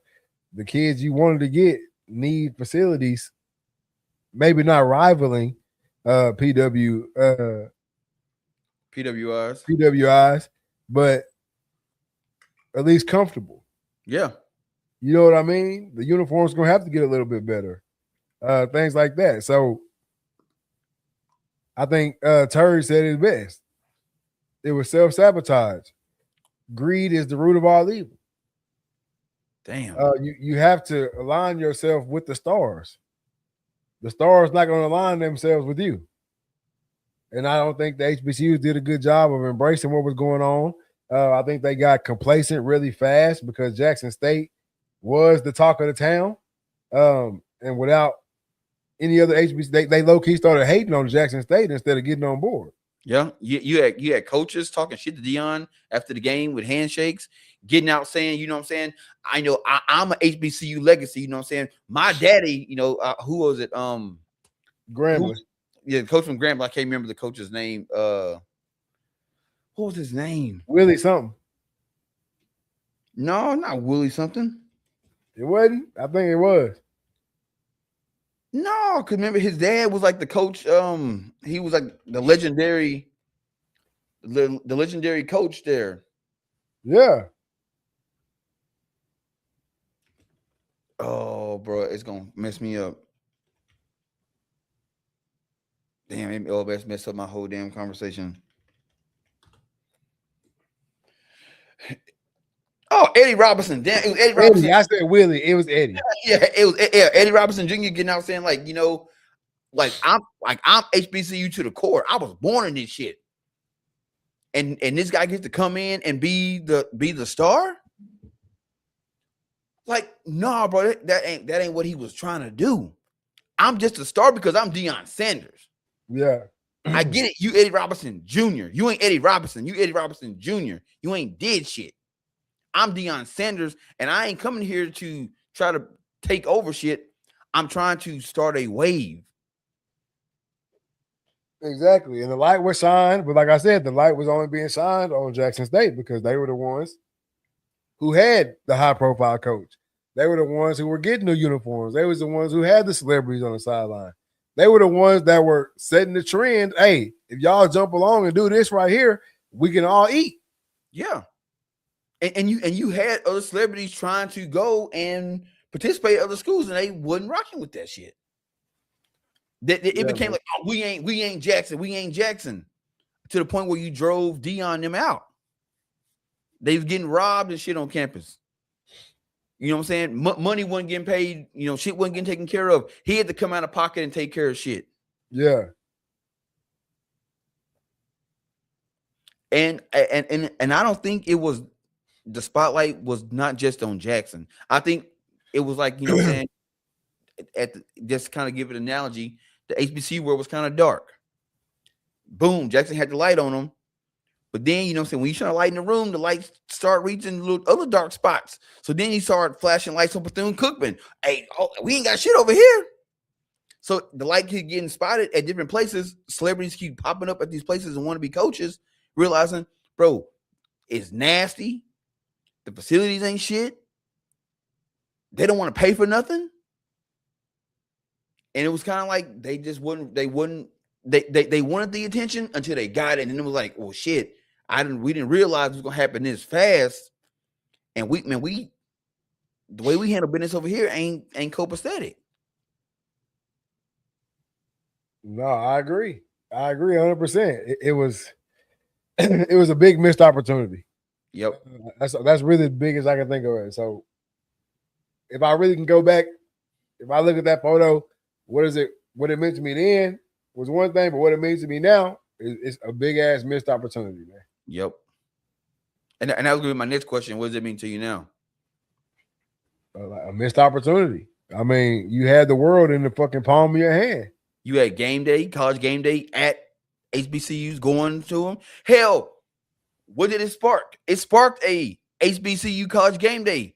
Yeah. That shit lasted two games. Trash that shit.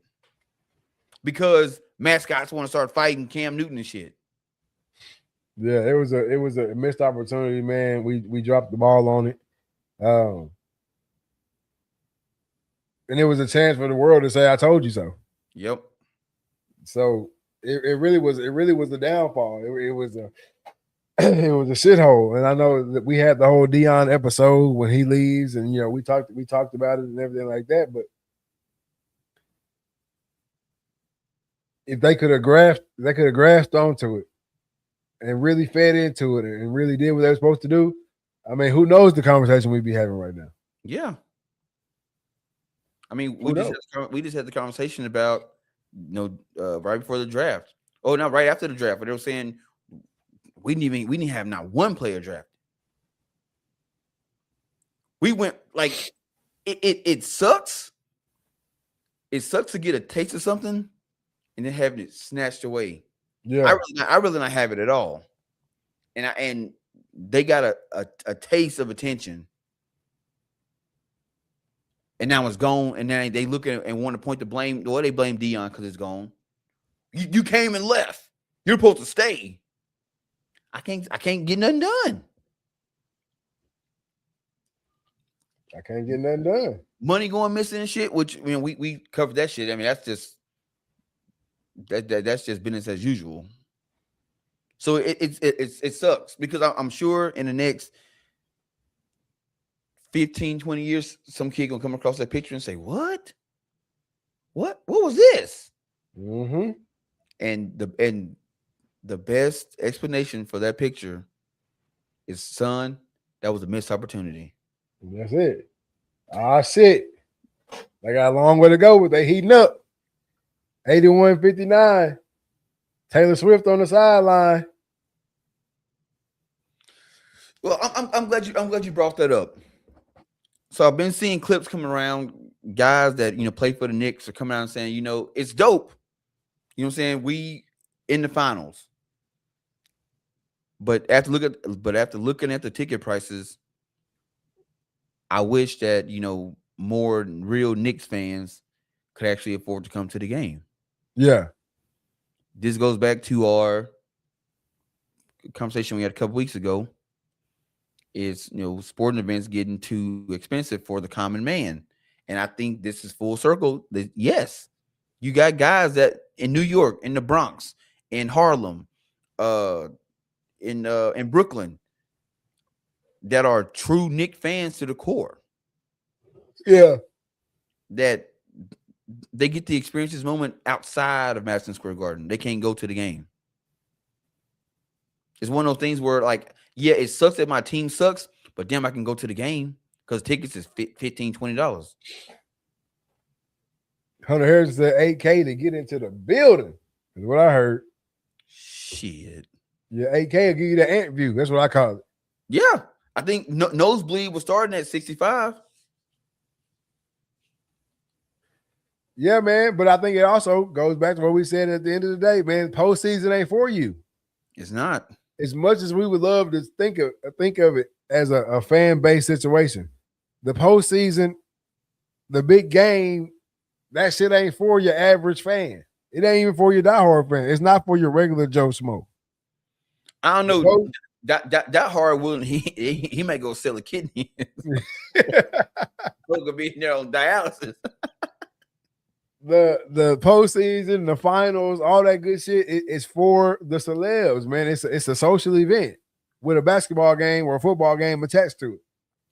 Because who'd you say was all there when you started watching the game? Chris Rock, you got Kylie Jenner, you got obviously Spike Lee, you got Adam Sandler. I know Adam Sandler is a big Knicks fan. He is. Yeah. Which a lot of these people are Knicks fans. A lot of these people are, at least at the Knicks games, at these Knicks games right here, a lot of these people are Knicks fans. Especially Spike Lee. He's been. Oh, yeah. Shit, he might as well be a coach at this point. Shit. I'm sure he got some kind of part ownership in that joke. He got to. You got Tracy Morgan, you know what I'm saying? You got Taylor Swift at the game tonight. You got Chalamet, or how do you say his name? Timothy Chalamet, yeah. Yeah, you got, they all at the game and shit, That's what this game is about. That's what these finals and the postseason and shit is about. We want to be able to say this person is here. This person, look at a Laker game. Yep. You know what I'm saying? That's what it's for. As much as we want the real fans, or I don't even want to call these people and say these people are not real fans, but your average human, they're not a celebrity that is a fan of the Knicks. Been a fan, parents been a fan, grandparents, everybody through and through been Knicks fan. Unfortunately, this shit ain't for you. Yeah. So I'm looking here. It says Spike Lee does not have any part ownership of the team at all, but he has held season tickets since '85. Courtside season tickets since '85. Boy, been in that thing. And they got an article that says from the nosebleeds to Celebrity Row. So he's been watching the Knicks game since when he was broke in the nosebleeds. Yeah. And shit, now you on the court side. Season tickets since '85. It do suck, but again, I get it. It's these events are not for the average person. It's not. Like, it sucks. Your time is outside. Watch it on the big screen. Celebrate. Drink free beer. Eat food. But you ain't coming in the garden, baby. Like, but but I would say this would suck if the Knicks win. Now tickets to Madison Square go sky high. Now I can't afford to go to the regular season game. Is that a side effect of winning the championship? Nah. They gonna get you in there. When the season start again next year, you're gonna be able to go in there, man. You're gonna pay your little $200-300. You know what I'm saying? You're gonna be able to go watch the Knicks. But if I'm a Knicks fan, I just hope as soon as they win it, if they win it, I'm gonna start saving my money so I can be there to see them raise that banner. I want to be at that game. Yeah. Now, but even that game right there, now that's another one. That's another one of these social events. Now, you gotta think about it. That's another one of these social events, man. You gotta go catch that Knicks Milwaukee game next year. You gotta go ahead and buy them tickets. You know what I'm saying? That Charlotte Knicks New York game, that Washington New York. You gotta pick and choose, man. You a fan. You don't care. You don't give a damn who they playing. You know what I'm saying? The Pelicans. Yeah, you got that's the game you want. Another 3-pointer by OG Anunoby, man. 81-62. Knicks on a 10-0 run right now. What I say? If the Knicks can get on a run, but damn, they got a mountain to climb. They got a mountain to climb, man. 19.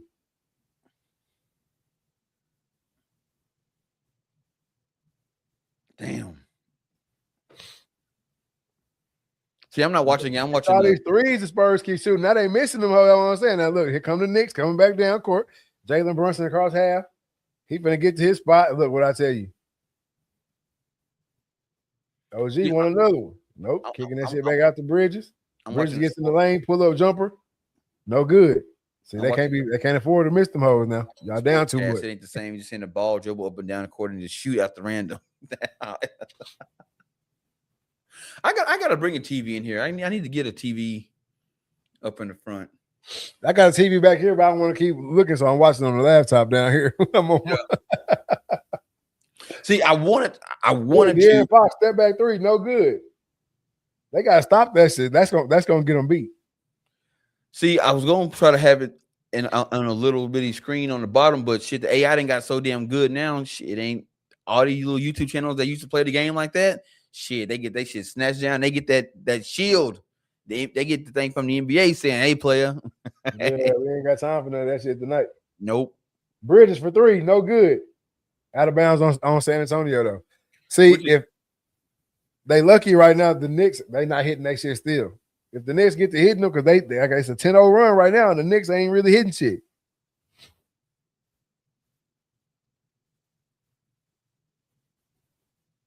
Still a 19-point lead, man. 5 minutes, 33 seconds left to go in the fourth.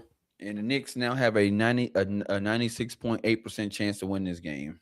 The Knicks have a 96.8 chance to win it? Not the Knicks, but San Antonio, my bad. Oh, shit. I was about to say, damn, what Vegas definitely knows something we don't know. But look, Wembanyama going out the game right now. Cornette coming in. This is the time for the Knicks to make a run.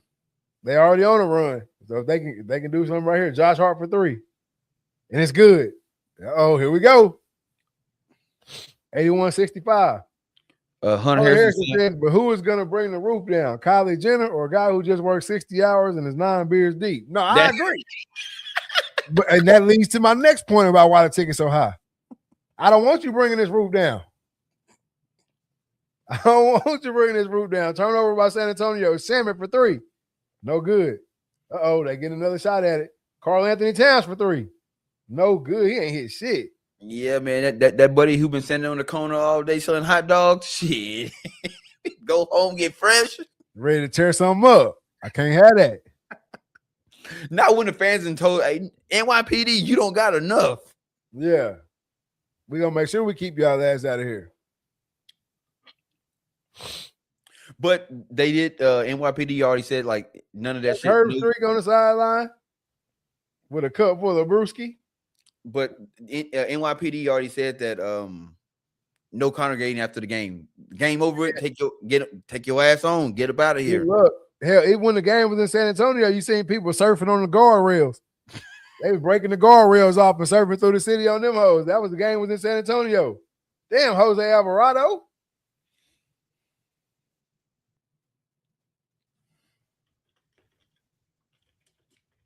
Oh, you got Law and Order in the building too. I can't say her name, but she in there.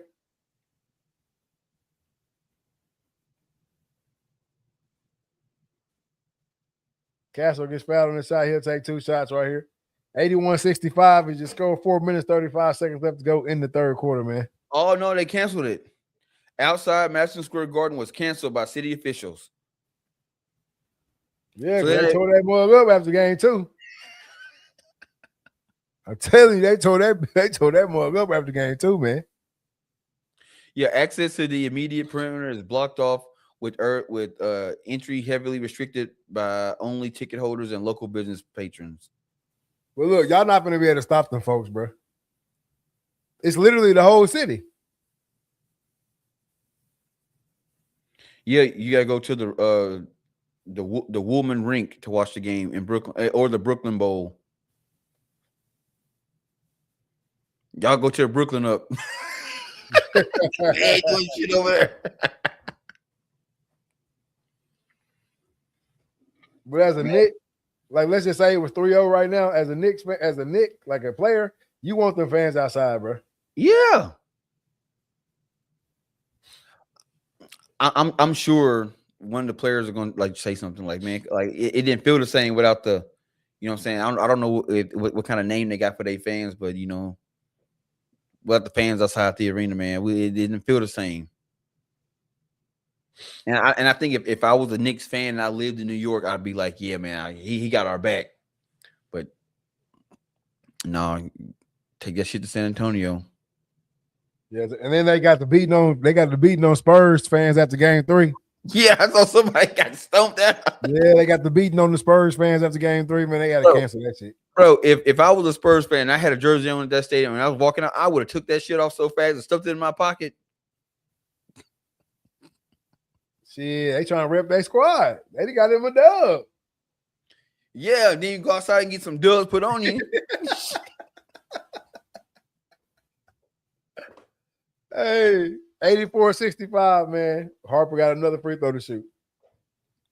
I ain't gonna lie, but when I saw that video, did you see the video of the dude in the Knicks luchador mask? Nuh-uh. Bro, you know that a news anchor downtown after the Knicks. This is when they had just won the conference final. It was going to conference final going to the finals. Yeah. So this dude just walking by and she's interviewing random people. Dude got this mask on and he grabbed the microphone and he looked dead in that camera. He said, "My dad just got deported. My girlfriend cheated on me. I'm about to lose my house. But the Knicks are going to the finals. Oh my God." And started bawling, bro. Now, I don't know if any of that shit is true.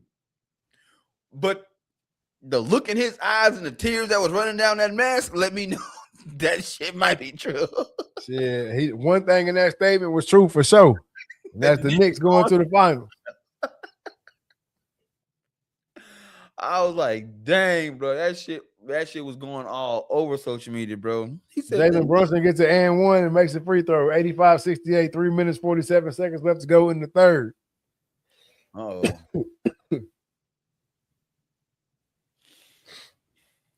Dylan Harper playing his ass off right now.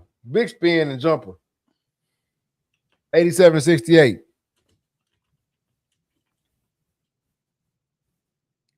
Dylan Harper with 19 points. I think he like third or fourth on the list for most bench points by a Spur. Who? Dylan Harper.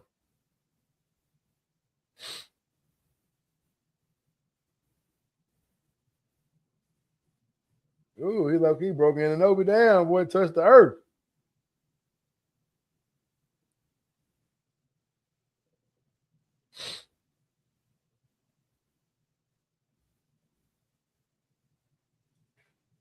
Jalen Brunson in his fucking bag right now, though. I'm telling you, bro. They're going to come on. 17-point ball game, 87-70. Uh-oh. 3 minutes, 5 seconds left to go in the third quarter. Might be getting Dylan Harper, step back, tray ball, air ball. God, dog. Likely back up off that court before they hit your ass with a tech. Bro, he be on like he own the dang place, bro. Be out there with his hands on his hips.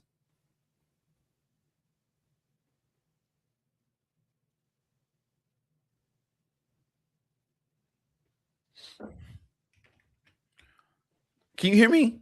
Yeah, I can hear you. Bro, I don't know. My computer just like is froze, so I can talk, but I can't see you because I switched screens and now it says like your system has run out of application memory. Yeah, you froze on my side too, but I can hear you. Let's keep it rocking. Hey, other big news, man, around the country, man. We got to talk about it just a little bit anyway, man. Carmelo Anthony found guilty for muck duck of I think I just lost him completely right there. Yeah, if the Spurs blow this, I'm gonna be so heated. Yeah, if the Spurs blow this, man, it might be a wrap on the Spurs, man.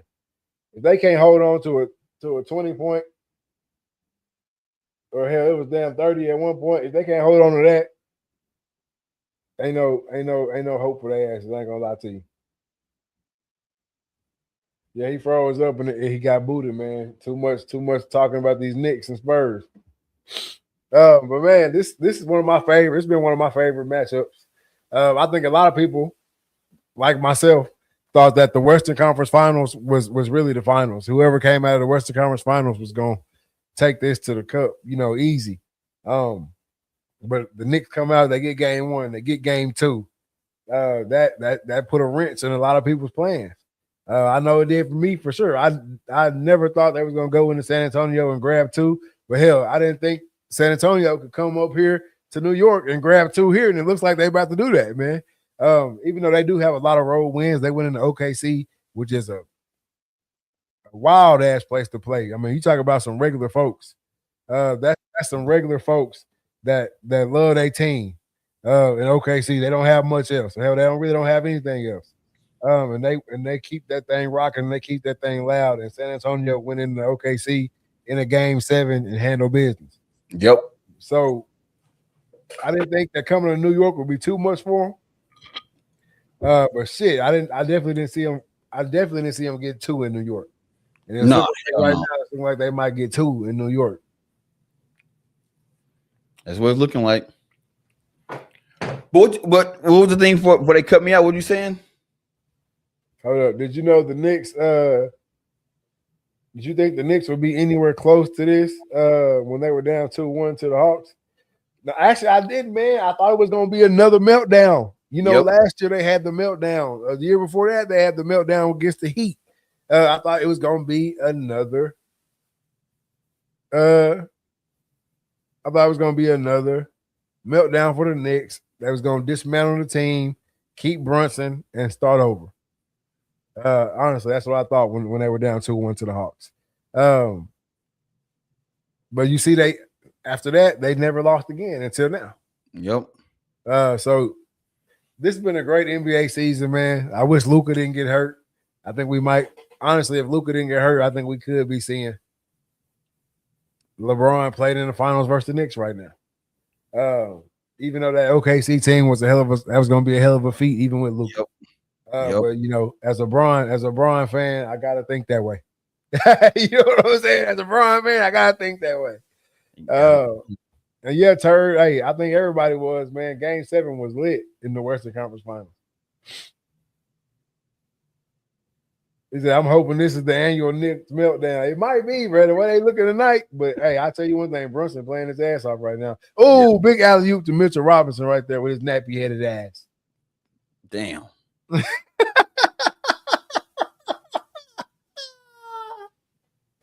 Hey, don't Don Imus me. I'm just saying.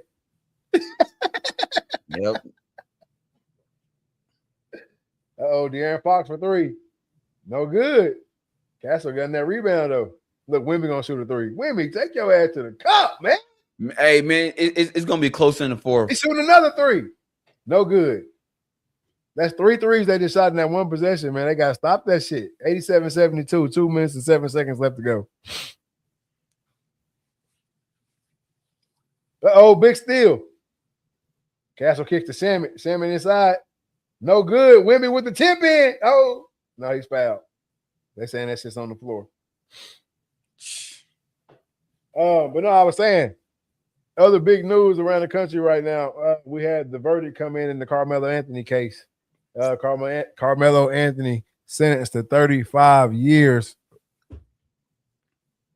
Give me your thoughts on it, man. I know we talked about this from the very beginning. We talked about it when it first happened. I know that was a year, 2 years ago. But that was last summer. That was literally last summer. I thought it was 2 years. That was literally 2025 track season. Another big 3 by Vassell, 90-72, 1 minute and 41 seconds left to go in the third. It feels like it was so long because you stopped hearing about it. Yeah. I thought that shit was 2 years ago, but yeah, it was just a year ago. Trial just happened. Guilty verdict, 35 years, man. Give me your take on it and what you think about it. It's sad. And I'm not saying it's sad because, you know what I'm saying, he got of all the whole situation is just sad because now you got, one kid passed away, he's gone, his family won't see him again. Big turnover by the Spurs. And then you got, Carmelo Anthony, he going that way. His family, yeah, they'll be able to see him in jail, but what kind of life is that? You know what I'm saying? A bad decision just caused us to lose 2 lives is what just happened. You know what I'm saying? Yeah, Um, it was a bad deal, and I think, like, on his side, if I was his attorney, I'd be like, look, bro, I don't think we can win this. So the best option would be to take a plea deal. Let's submit a plea deal and see if the state will take it. Because you don't, if you go, like, you saw the writing on the wall, man. You saw the jury selection. There was no change of venue. It's a high profile, like, case surrounded by race in the country. It was a bad deal, man. So I don't too much know what to say about it, man. Other than it's just sad because you got 2 kids that's lost their lives. One's dead and one's going to jail for 35 years. And at 18, should be looking at getting out at 50 something. yeah, yeah. Bad situation all the way around. Another turnover by the Spurs before I get into my statement. 15-point ball game, 90-75. 29 seconds left in the third quarter. But yeah, bad situation all the way around, man. Like, all you can say is just sad. But like you said, man, the writing was on the wall. The writing was on the wall from the jump, man. The media plays a big role in everything in our lives in 2026. Jordan Clarkson need to be taken out of this fucking game. But the media controls everything in our lives right now. You see how the media was portraying the situation from the jump, man. It just didn't look good. So I'm with you on the police situation. Maybe would have been a better route. 35 years. I mean, this world won't be what you left it. No, not at all. Yeah, this world won't be what you left it, man, in 35 years, bro. In 35 years, shit, I'm in my 60s in 35 years. You know what I'm saying? I'm in my 70s. So it's just sad, man. It's sad. It's sad. That's really all I got to say on the situation, man. Yeah, it's just sad as hell. It is, but it's a story where, for the ones who not involved in it, take this shit with you, bro. One split decision can mess up your whole entire life. You could lose a life. You could lose your life. You could take a life. You gotta keep your cool in certain situations, bro. When shit get heated, it ain't a bitch move to just walk away from the situation. Yeah. You know what I'm saying? Like, sometimes you just gotta walk away, and you got it. I know we had it. We talked about this the other day. You got it, bro. You that adamant about me not being around up here, I'm gone. I'm not gonna be where I'm not gonna hang out where I'm not wanted. Yeah. And then on the other side too, man, hey, keep your fucking hands to yourself, bro. I'm just about to get there. Yep. Keep your hands to yourself. yourself. Now you gone. Just like that. You had to track meet, everything was gravy, everything was Gucci. You young, you full of piss and vinegar. You know what I'm saying? You're athletic, you're an athlete, you got a bright future ahead of you, and then boom, it's over. Yep. On the other side, again, you young, you full of piss and vinegar, you just chilling at the track meet, you everything cool, you ain't worried about no bills, you none of that shit. You rolling through your senior year, and then bam, all of a sudden, you damn near America's Most Wanted, and now you gone for 35. Yep. Just like that. It's just this shit too short, bro. It's too short, and what I can't stand about situations like this is it gets so racially driven. Yeah. And so you have that whole situation taking place, but then it shit just start trickling down. And then you got people who don't even know the 2 people involved, don't even know the families involved, are now at odds with their coworker or their neighbor or whoever they run into in a town, fighting about this shit, about people you don't know. But that's all, like you said just a minute ago, it's all media driven. Because if you really pay attention to the news, man, shit like that happened all over the country, but it never gets publicized. But and you always want to know, like, why did this one case get so publicized? You know, I saw a thing where a 12-year-old just took out 5 people in Chicago. 12. That shit ain't on the news. Yeah, because it's all about who you take out. Yeah, that's true too. It's all about who you take out or who's involved in the situation, man. And the media, they waiting on that. They waiting on the young black dude to do something to the young white dude. Or they waiting on the young white dude to do something to the black dude. That's their job.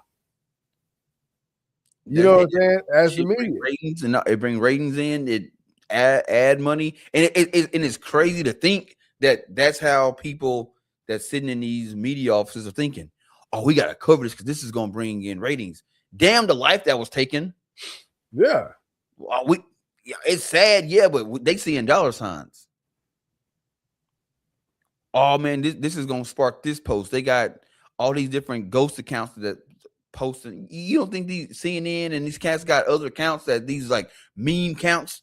Yeah, that they sitting out there because it's creating engagement, bro. If you go by any post that's talking about this trial, this case, you look at 25,000 comments, 1 million shares, you know, like shit like that. And to the person posting it, that's dollar signs. The amount of AI memes that you see, all that shit. This country has become so engagement driven. Yep. That people don't realize that real lives were affected. And it kind of just, is what it is. I was talking to one of our good friends, and he was saying, like, bro, like, he goes, you don't have a son, but if you had a son, how would you tell your son to handle? How would you tell him to handle this situation? Bro, I don't know. I only thing I can say, like, other than just walk away. But then what? But we've been 15, 16 years old. Somebody push you. You know what I'm saying? You push. But we also came from a time where we threw hands. That was if you had a problem, y'all threw hands, and that was it. Y'all was friends. You didn't have to worry about something happening to you. But we live in a different time now. It just is what it is. You got to walk away. You know what I'm saying? Cool off, chill. Because at the end of the day, and I hate to get this into it, but for people that look like us, man, the system ain't fair. It's not gonna go your way, bro. It's not gonna go your way. And if you know that going into it, you got to play the game. We say this all the time. Life is a game. Everybody don't got the same set of rules. So play within your rules. You got to play the game. It sucks to say that, but that's just the reality of it. It is what it is. If I don't have a son either. I got girls, and I pray that my girls never end up in a situation. Thank you. Like this. But I would give them the same advice. Make the decision that's gonna put you at home in your bed, sleeping comfortable at night. Yep. That's the decision. That's the only advice I can give in a situation like that. Make the decision that's gonna put you at home, sleeping in your bed that night. Whether you don't, because you don't want to be the one laid out, and you also don't want to be the one going to trial. Nope. You know what I'm saying? So make the decision that's gonna put you at home. Other than that, there's not too much you can really tell a kid, because, like you just said, we've been 15. I wish a mother would. Yep. You know what I'm saying? Especially any type of situation, like when you handle with boys, any type of situation where, like, not saying a female was involved in this situation, but any type of situation where it's around the females, you already know how it's gonna go. I gotta stand 10 toes down. Yeah. So all I can say is, go with the situation that's gonna put you at home safely, in bed, going to sleep comfortable that night. And you get the next morning, and that shit don't even matter no more. Yeah, anything other than that, you putting your life literally either way on either side. You putting your life in somebody else's hands, whether it be the person you into it with or the system.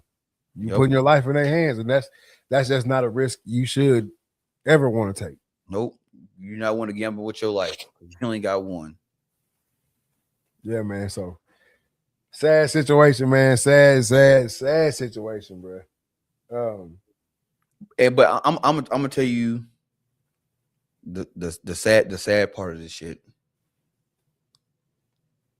Carmelo going to jail. Austin Metcalf is dead. That's sad. But here's the real sad part. All the news anchors, all the bloggers, everybody's been covering the story, the YouTubers and all that shit. Even us. I was gonna be real.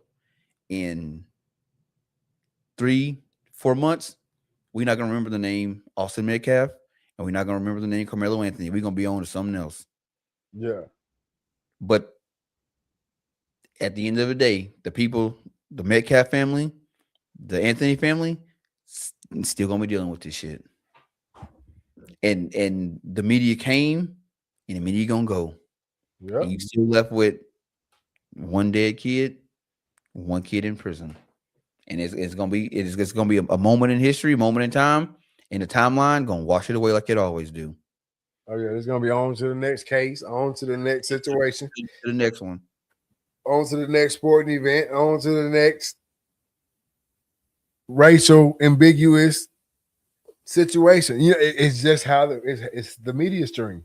Yep, bro. The timeline is crazy, bro. I think I forgot. I think it was Joe Rogan I heard say this, and I didn't believe it at the time. But as I get older and I'm very cognitive of it. He's like, dude, because he was talking about like when celebrity controversy happens. He goes, how certain celebrities handle it. He goes, ones that don't respond, say nothing for 24 hours. That shit, 24 to 48 hours, that shit is gone. It go away. But the more you interact with it and feed into it, that shit just stay on your timeline, stay in your face. And that shit is true. People kept this shit on and on and on until the trial came up. And like I said, the YouTubers, man, they get these bloggers, they making that bread because they constantly reporting this shit, the news reporting this shit.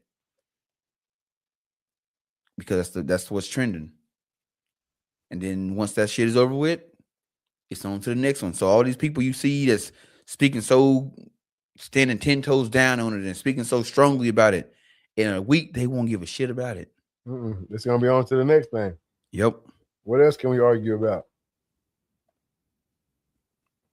What else can we argue about? What else can we focus our attention on? It's the next. What's up next? What's up next? Right? Even the people acting, they feel this strongly about the verdict. What are you going to do? Are you going to help his family with an appeal? Even the people on the other side too. What you going to do? You going to help Buddy's family get through this situation? You know what I'm saying? Like it's just bullshit, man. And it's the way we are. The human race. We low key trash. And we just wait on the next thing, man. So whatever the next thing is, the fucking draft gonna come up, the NBA draft gonna come up, the NFL preseason gonna come up, and all this shit gonna fade to the shit. Gonna fade until the next thing. And this is not a presidential cycle. The next cycle, the next election cycle, that's when the shit normally kick up again. Because they need some shit to talk about. And it's just sad. Even the whole, the child case over in South Carolina, that shit was crazy. I didn't even know that shit was going on. Yeah, I didn't know that shit was going on until the verdict happened. Mm-hmm. And that's just how, that's how we are. And then the verdict happens, and now everybody outraged, like, oh, but this shit been good. So I'm trying to catch up with what's going on. It's like, well, damn. Now everybody trying to tell everybody how to raise their kids and this, that, and the third, and what if you own a store, what you should and shouldn't do. Like, bro, now everybody expert on everything. Yeah, you know that's how it go. Oh, misses. If I own the store, I wouldn't chase no kid for no whatever he stole. You say that because you don't own a store and you don't have money invested in it. You don't know what those numbers looking like, yeah. Oh, my 14-year-old kid wouldn't rob no store. Your 14-year-old out stealing right now. Yeah, you don't know what they'll do. You don't know what your kid is doing when they gone or when you're not around. My 14-year-old would never carry no gun. He might have one. You don't even know it. You don't know. A lot of y'all 14-year-old kids got vapes y'all don't even know about. Man, talk to them. So it's like everybody becomes the perfect parent. Everybody becomes, if I was throwing her, I would, steal from my store or whatever. Insurance will cover it. Man, look here. I deal with C-store owners. I didn't seen C-store owners chase people out the store for the smallest shit. You be like, and in my head, I'm thinking, damn, bro, it's just a bag of chips. Like, but yeah, that's the 500 bag of chips that got sold at my store. Yeah. So you know what I'm saying? Like, okay, I get it now. It's just bad situation, man. And like I said, the media don't do no better because they pump that shit up. They create divide, and then they sit at the top while they cheers, toast to each other, and they look at the chaos that they've caused from above. That's it, man. That's it. There really ain't no way around it. It's where we are in society right now. It's the way it's gonna be. Again, it's like another get with it or get lost thing. You can either be a media stream that focuses on that type of shit, or you can be a media stream that argues against it, kind of like we are. But at the end of the day, it's still gonna happen, and you got to get with it or get gone. Yep. And that's all I gotta say about that.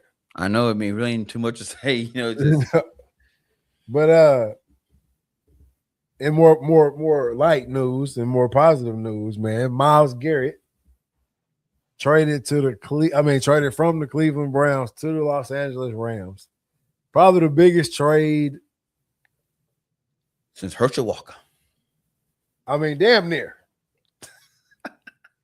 I don't think anybody thought he was leaving, especially after he signed that big extension a couple years ago. That was just last year. That was just last year when he signed that extension? Damn. Signed that extension. I don't think anybody thought he was going to leave. I sure as hell didn't want him to leave because my guy Shador's still over there fighting for his life. But hell of a move. Jared Verse, I'm sorry, you must have pissed somebody off. They shipped your ass to Cleveland. But Myles Garrett is now on the Rams. The Rams are on another one of their seasons where they're going for broke. Yep. So tell me what you thought about when you saw it. I mean, I know what you thought because I texted it to you and you was like, is this real? Yeah, bro. It's one of those monumental trades that, we see, every few years in professional sports.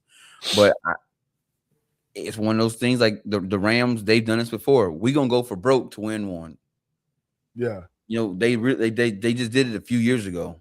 Normally a team will go for broke, once every 10, 15 years. They say, nah, let's go ahead and hit this block because we're at striking distance right now. So, hell, Jared Goff only got, not Jared Goff, but Matt Stafford only got so much long. He might got one, maybe two more seasons in him. Let's go ahead and get him one and pass the torch to the next guy. And then I you see, this is a good move for the Browns because, I've never been a fan of, I don't want draft picks because I don't even know who's going to be there at that spot when in next 2 or 3 years. But I mean, the Browns, they got, a former player, a defensive player of the year in Jared Verse. They got a 2027 first round pick. They got a 2028 second round pick, and they got a 2029 third round pick. they can do something with those picks.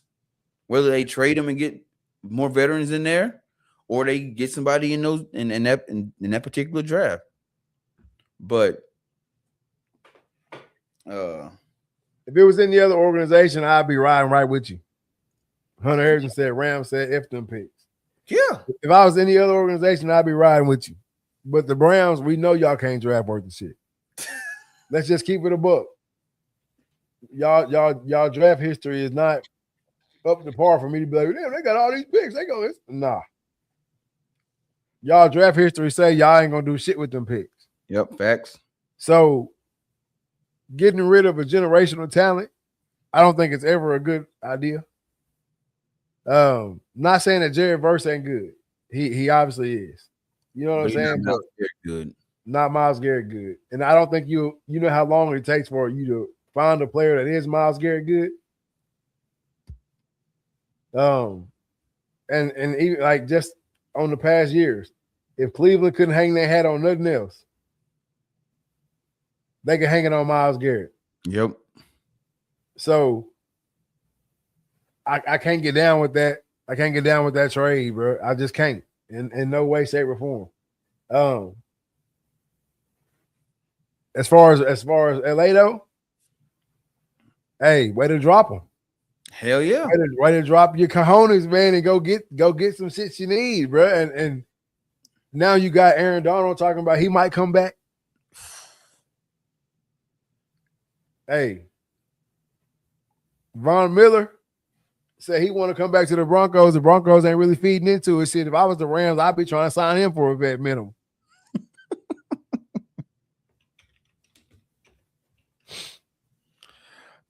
Like,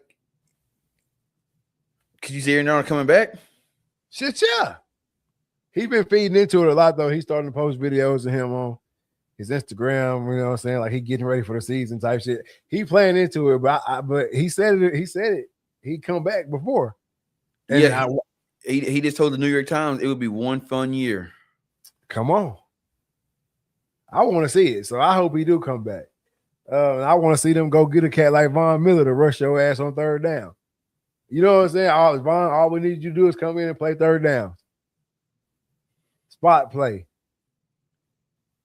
Come on, man. That's the type of shit I need. I know at one point they was talking about trying to get AJ Brown. I know he in New England now, but at one point they were talking about trying to get AJ Brown, and that's when I was like, okay, they going for broke.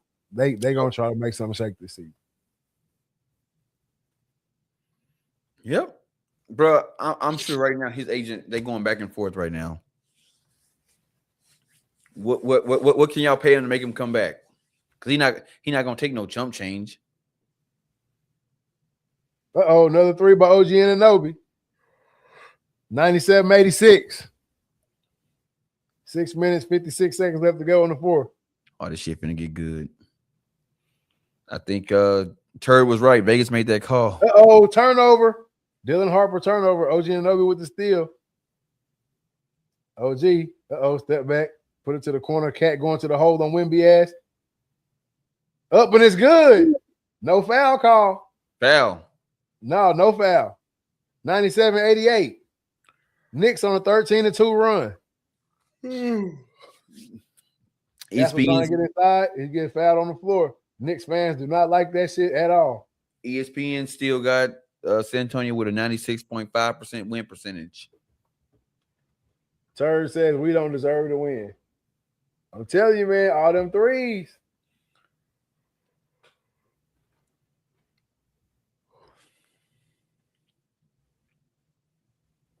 Man, no, I would love to see Donald come back, man. And I will like. Let me pose this question to you. Spurs in the bonus, so that's gonna hurt. But go ahead. Say Aaron Donald come back, and the Rams win the Super Bowl this upcoming season. They win it. How many teams you think will start adopting the go for broke format? Well, I don't know why they didn't do it last time. I mean, I don't know why they. If I'm an NFL owner, I'm damn near going for broke every 3-4 years. Just clean up house. Yeah, I mean, we always talk about how a Super Bowl gives you a decade. Yeah. The Super Bowl gets you a decade. So every 3 or 4 years, I'm gonna try to go ahead and do that. We win one, I can chill for a little longer. But I'm going, if there's some players out there on the market that's looking to move around, shit, why not? Yeah, but you gotta have the pieces there. I mean, I guess if you already won one, then you got the pieces. You're like, he get no, but shit, he still worth some shit. Bro, if they willing to trade, if anybody willing to trade a Myles Garrett type for some fucking picks, yeah. I'm doing that shit all day long. All right, look here, bro. I got my 2052 pick. You want it? Yeah, you can have it. We can do a pick swap. You know we're gonna be ahead of y'all. Shit, come on with it, bro. I ain't gonna lie. If I'm a team that's kind of in the middle of the mix, bro, I'm always looking at them teams up at the top. Like, man, shit. You know, man, y'all historically there. Y'all known for screwing up shit. Always, bro. Because think about it, don't take much, bro. Most of the time, even if you're a bottom of the barrel squad in the NFL, this don't go for everywhere. But hey, Turd said, I told y'all Vegas made that call. We got a 9-point ball game, man. 6 minutes, 2 seconds left to go in the fourth. Champagne with another 3. No good. New York with the rebound. Jalen Brunson, turnover. Damn, Brunson, you done did too much work to be doing that shit. Vassell won 3. He off. Why would you shoot a 3 right then, man?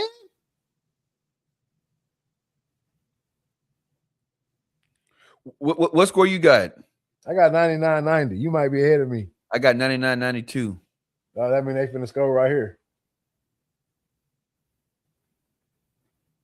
Jalen Brunson, like I said, getting to a spot off the glass and good. So I'm 99-92 now. 5:19 to go. Yeah, you're a little bit ahead of me. Darren Fox just missed the 20-footer. Don't ruin it for me now. Don't say nothing. They gotta stop this shit, bro. If the Knicks come back and win this game, it might be Obiski. That means y'all just don't have what it takes to put them boys away for real. But again, Wemby, why you ain't got your ass underneath the goal getting these rebounds and shit, though? That's my thing with Wemby, bro. When it get in crunch time, he ain't nowhere near that rim. Don't tell me they just came and made it a 4-point game with a tray ball.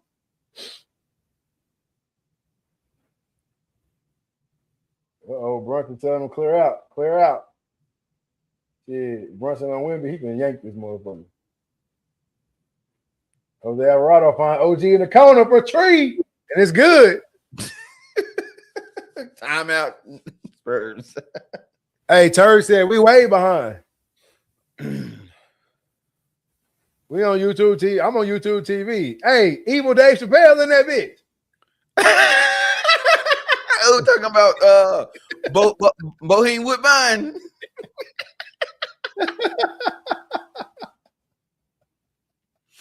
Bohemian Woodbine, man.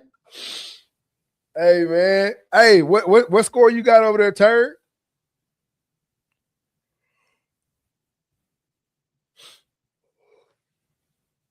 What Turd at? He said he way behind. He said we way behind. No, I'm saying where he at though in the country? He in Houston. Oh shit, we should be on the same. But if he watching it like on TV, YouTube TV is a little bit more behind. More behind on TV.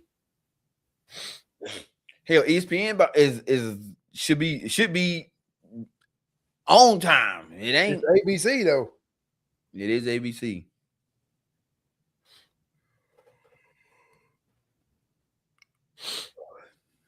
Dylan Harper enters the game for Stephon Castle.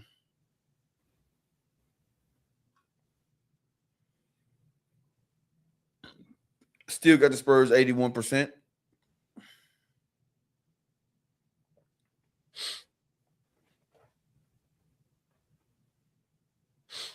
These boys don't let them, man. They didn't let them boys come all the way back in this thing, man. Come on, bro. Y'all gotta be out of y'all fucking mind for this. Look at Wemby.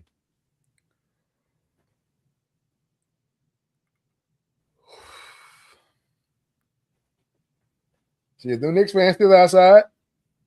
They are? Shit, yeah. They just showed. Or are they at the Brooklyn spot? It might be at the Brooklyn spot, but they congregated. De'Aaron Fox getting inside, kick it out to Vassell. Vassell pull up. Nope. De'Aaron Fox with the tray ball, boy. 102.95.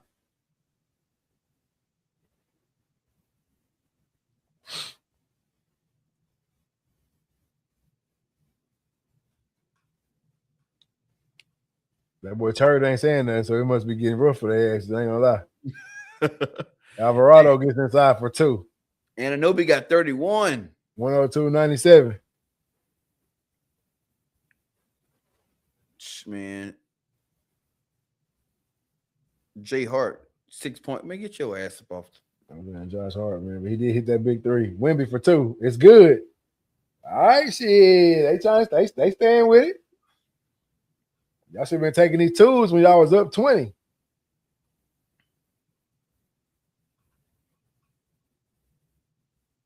Trap Brunson, that's a good trap. Good trap. Switch the cat. Swing the cat. Alvarado back to Brunson. Brunson back to Alvarado. He won 3. And that motherfucker went in. 4-point game, man. 3 minutes and 1 second to go in the fourth quarter. 104-100.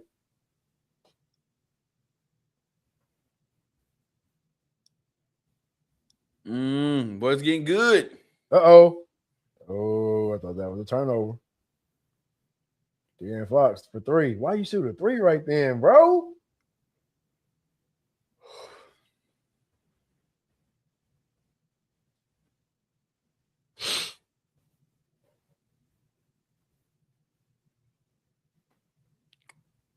Oh, shit.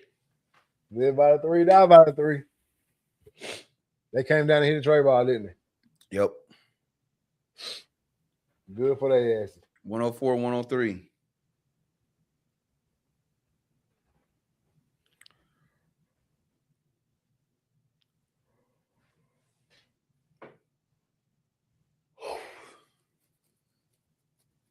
He hit that bitch over Wemby, too. Wow.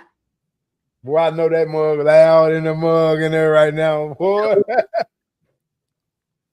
I was talking about everybody was sitting down earlier. Not one person sitting down now. San Antonio got a 61% chance to win. Oh, my God. Turnover. Josh Hart. He missed it. What an idiot. Why did you just dunk the ball, Josh Hart? Wemby, I know he going to make that. Oh, he got fouled. Josh Hart got money on the game. I didn't investigate his ass. He just missed a fast break dunk to go up 1.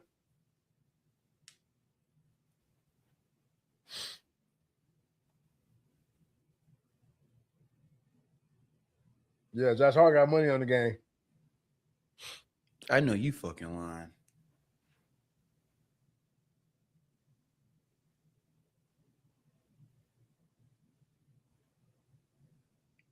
Yeah, Josh Hart got money on the game. Wemby he missed his free throws or what? Missed both them bitches. Oh my, yeah. That's why my boy said I'm about to crash out. Third, so I'm about to crash out. Don't crash out, Third. Don't crash out, man. I'm riding with the Spurs tonight too, man. Don't crash out. He said.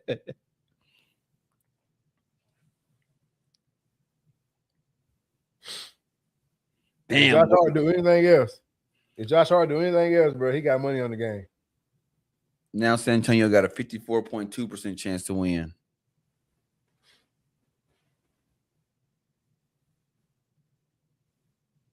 I mean, I guess I could show this game cast. It's been filmed. Yeah, you can show the game cast.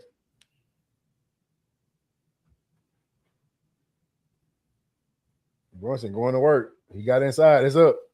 And it's fucking good. They up 1. God, dog, boy. Boy, y'all, San Antonio ought to be ashamed of their damn self, man. What? First lead of the game. Them folks are down 29.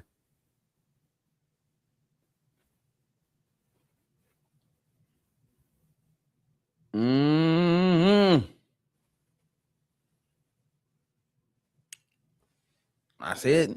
Josh Hart got money on the game. Rocking with the Knicks. Josh Hart got money on the game. He said this is inexcusable.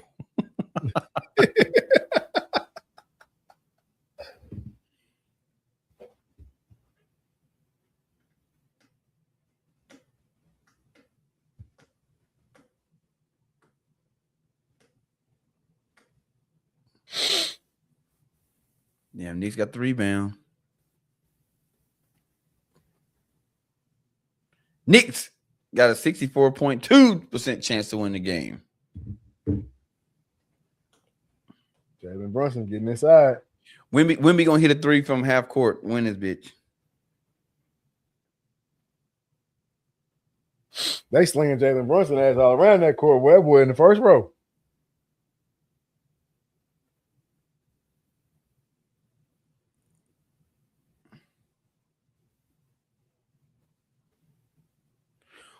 Why would you take Carl Anthony? Why would you take these guys out? Why would you take Brunson out with 38 seconds left?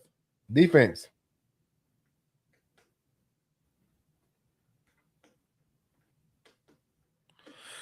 Here you go, Wemby. This gonna solidify who you are.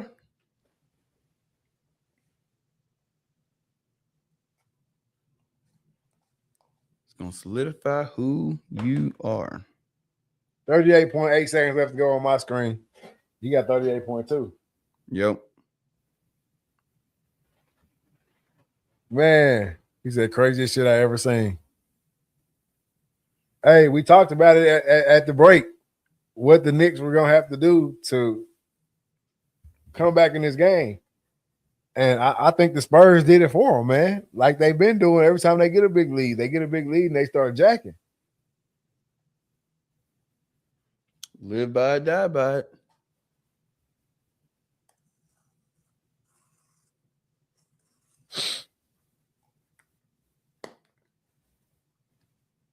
I might have to go ahead and get YouTube TV. I don't have that. Man, YouTube TV, man, they want But he already paid for YouTube Premium, so I ain't even trying to. Shit, you really just working your 9 to 5 to pay for YouTube TV. This shit didn't got so high.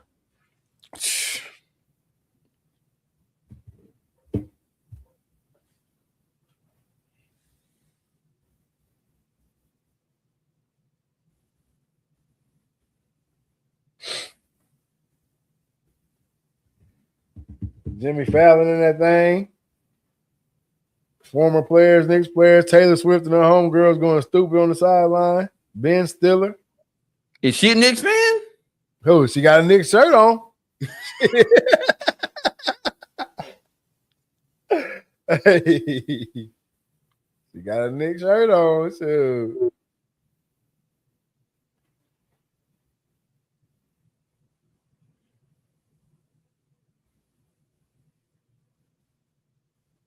Ball pass in De'Aaron Fox. De'Aaron Fox working out. Pull up. No good. Castle with the rebound. No good, but he's fouled.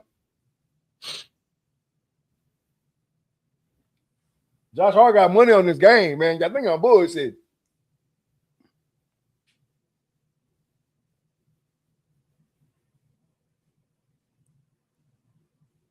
Bro, you do not have to push him, fam. Josh Hart got money on this game, bro. Carl Anthony back in the game.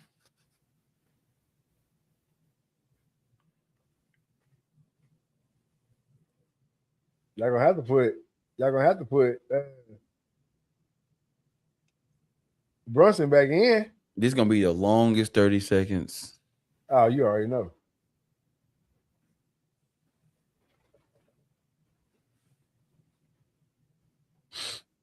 I think wherever turd is, they must have lost.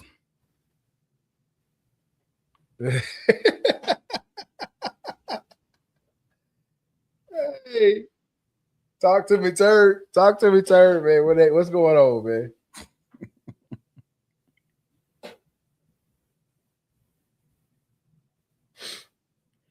You can't make this comeback and lose, man. Shit, but you did so much to come back, man. You down 29, that's 30, bro.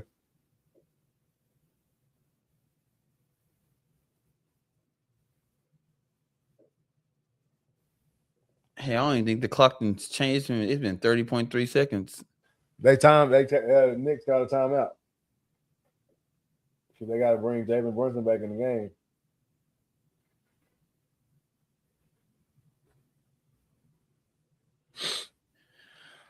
Ooh. Yeah, Knicks gonna win this joke. I know it. It's gonna be some crazy shit. Because now they can say, "Oh, we had the biggest lead at halftime. Now we had the biggest comeback in history." What was the biggest lead by a road team? Look, Jalen Brunson enters the game for Mitchell Robinson.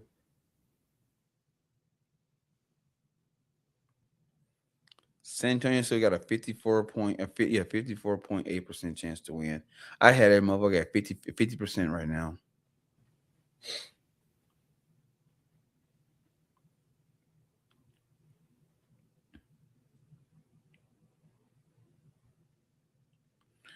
Do we get a buzzer beater by Bronson? He can't. He only got 24 seconds on the shot clock.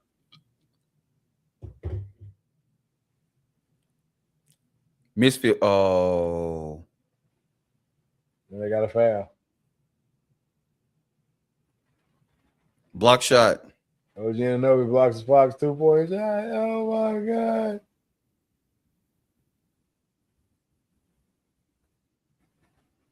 They got to foul him, don't they? Who got a foul on? Not San Antonio better not do no foul.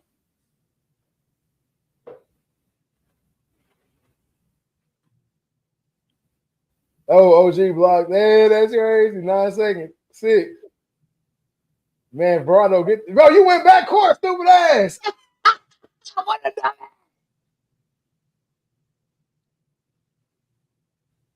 Game over.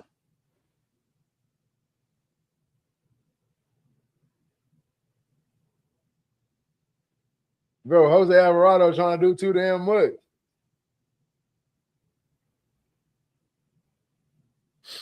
Did they call timeout in time? I say timeout. Man, that boy went back court, man.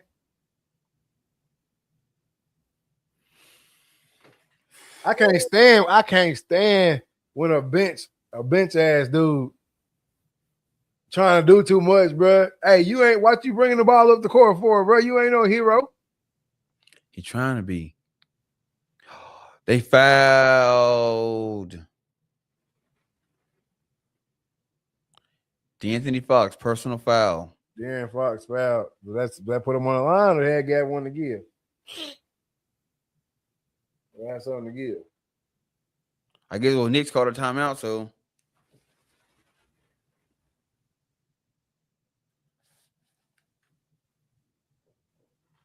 Talk to me, turd. I know you'd have seen the end, dog.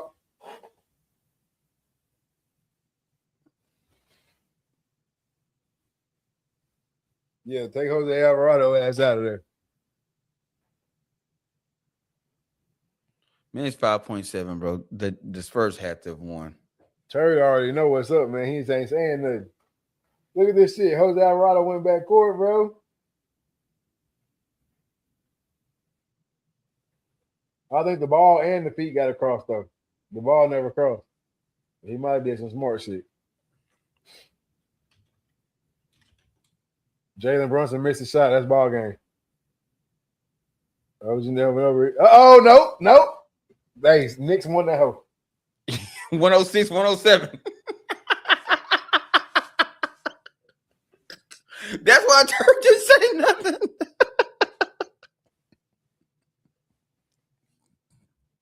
Oh,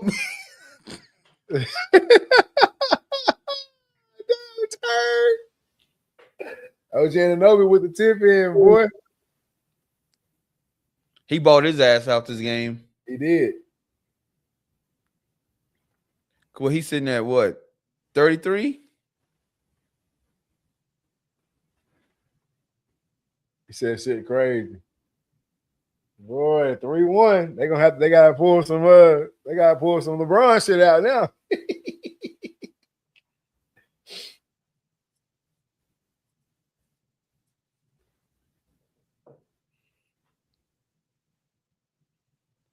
He said, "Bro, this is insane, crazy shit." That's what I'm saying. Victor Wembanyama. How do you allow OG Anunoby to fucking get that rebound? Because your ass way out there on the three.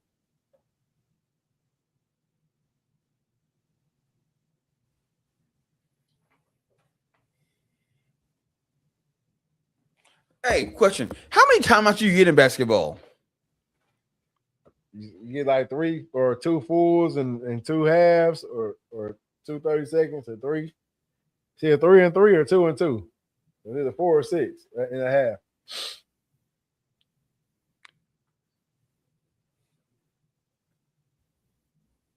But that building just went stupid, boy.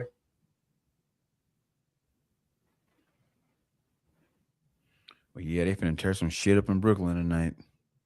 Hell yeah, they is. They should. 1.2 seconds left. Who you let take this last shot? If it's me, it's De'Aaron Fox taking this out. Really, Vassell, because he the hottest hand tonight. I'm going Wemby.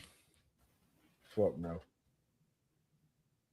Wemby not gonna get nowhere near the rim. That's the thing. So you gonna have Wemby taking the bullshit ass shot. It says Wemby's first ring gonna have to be.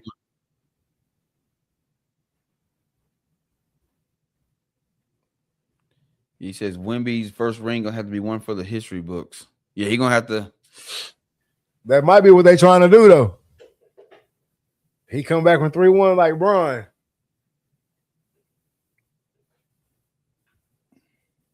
Damn, man, shout out OG Anunoby, man. So shit, they win next week, it's over with. They win that, all they gotta do is win one more. They are 3-1 right now. After being down 29, boy.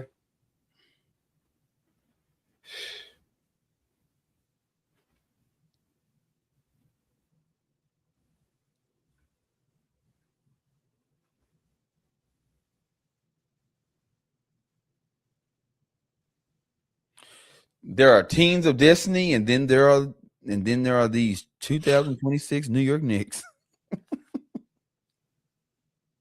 The Spurs organization may not. Look at this layup though by Josh Hart. That's why I said he got money on the game. What he done? You didn't see that shit? Rewind that video that's playing right there. Rewind that shit back. Here you go, right here. They finna show it to you in slow mo.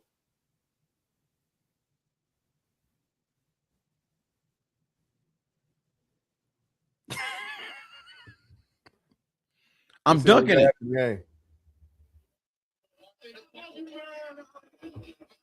Biggest catching the glass and second chance opportunities. I was trying to make a play. Gee, how did this happen? You guys were down 49. How did this happen? Whoever's done it, we never give up. It's the game around. They went on early. We knew we were going to home run. So we stay with it, kept pushing. 29 points, though. When you're down 29, look at that shit. To each other. We stay with it, It's the game around. Whoop, dropped. They went from a damn near 100% chance to win to loss. We're a resilient group, so we can stay with it. When you took the lead in the fourth quarter, what did this building feel like to you? We know what it felt like for us. What did it feel like for you? It's electric. There's nothing like it. You see the best fans the world. It's amazing. 3-1 series lead going to San Antonio. How do you close it out in Texas? By watching the film, fixing the stuff we messed up on to be down 29 in the first place, and coming out and just being aggressive from the start. Congratulations to you, OG. He seems so calm. It's unbelievable. This blossoming two-way star with one of the biggest shots and the biggest plays in Knicks history. And to quote the great Jack Buck, I don't believe. Bro, they led this game 98% of the time. Over here, speechless. What'd you say? The Spurs led 98% of the game. Yep. Look at the spread, bro. How the fuck they be knowing that shit?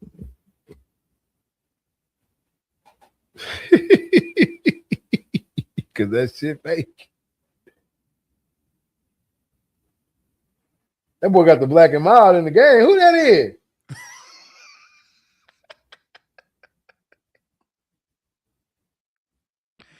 Had the black and mild in the game.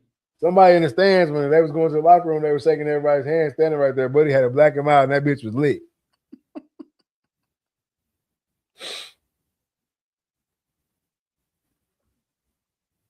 And Vegas needed all that money.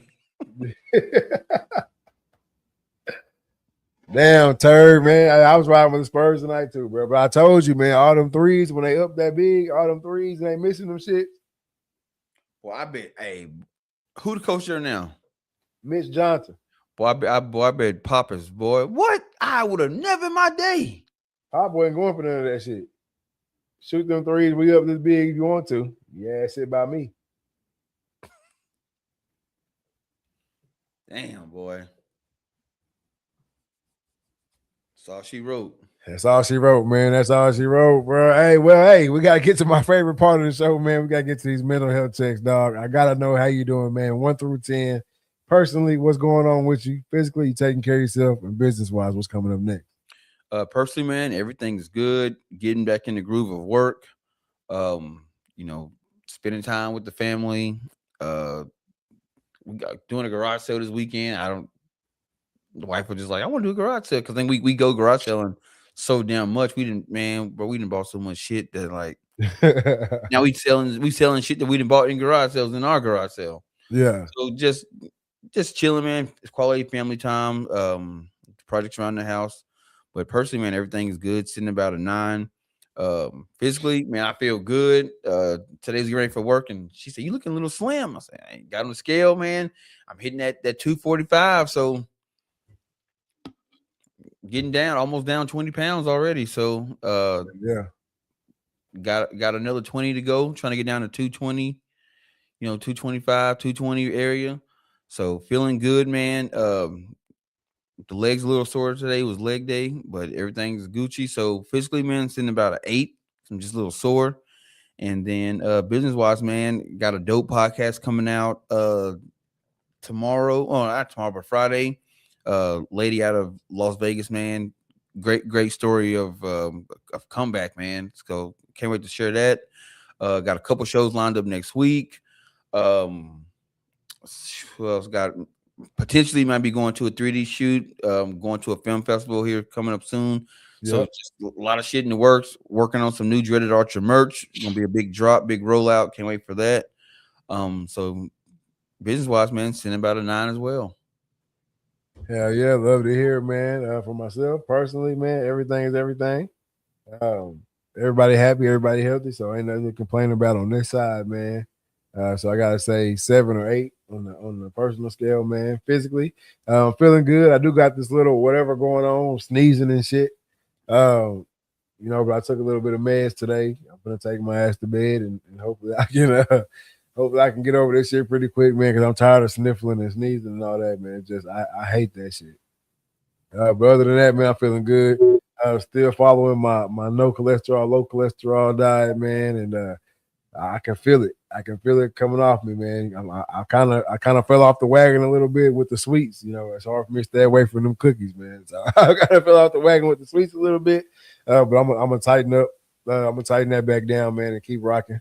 So I gotta say, shit, physically, man, I'm feeling real good. Really starting to play pickleball more again. Hey, by the way, we got a pickleball tournament coming up July 18th. If you're in this area, man, go ahead and sign up, man. Get over to the Total Medical Facebook page. Sign up for the Total Court Takeover, man. It's $100 team entry fee, so that's $50 a person, man, with a chance to win $500 and two $200 gift cards to Racket and Jog, man. Go get you a pair of sneakers or some more pickleball equipment.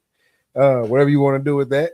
We're going to have the food trucks out there. We're going to have a lot of vendors out there, man. Get you some food, bounce houses for the kids, dunk tanks out there, man. So come on out, have a good time. And then all the proceeds from that event will be donated to We Are Washington, man. So it's going to be a good event. Make sure y'all come out and check that out.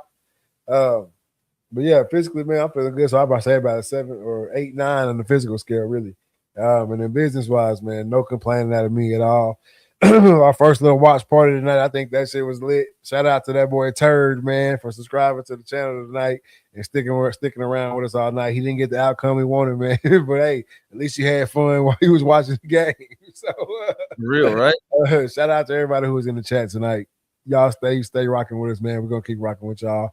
Keep getting over there to the TikTok, man, and jumping in the chat and leaving your piece and saying your piece. I promise you, we try to respond to everything that we can. Some of that shit be a little outlandish, so we can't. So, but y'all just keep going over there, man. Keep supporting us. We're gonna keep supporting y'all.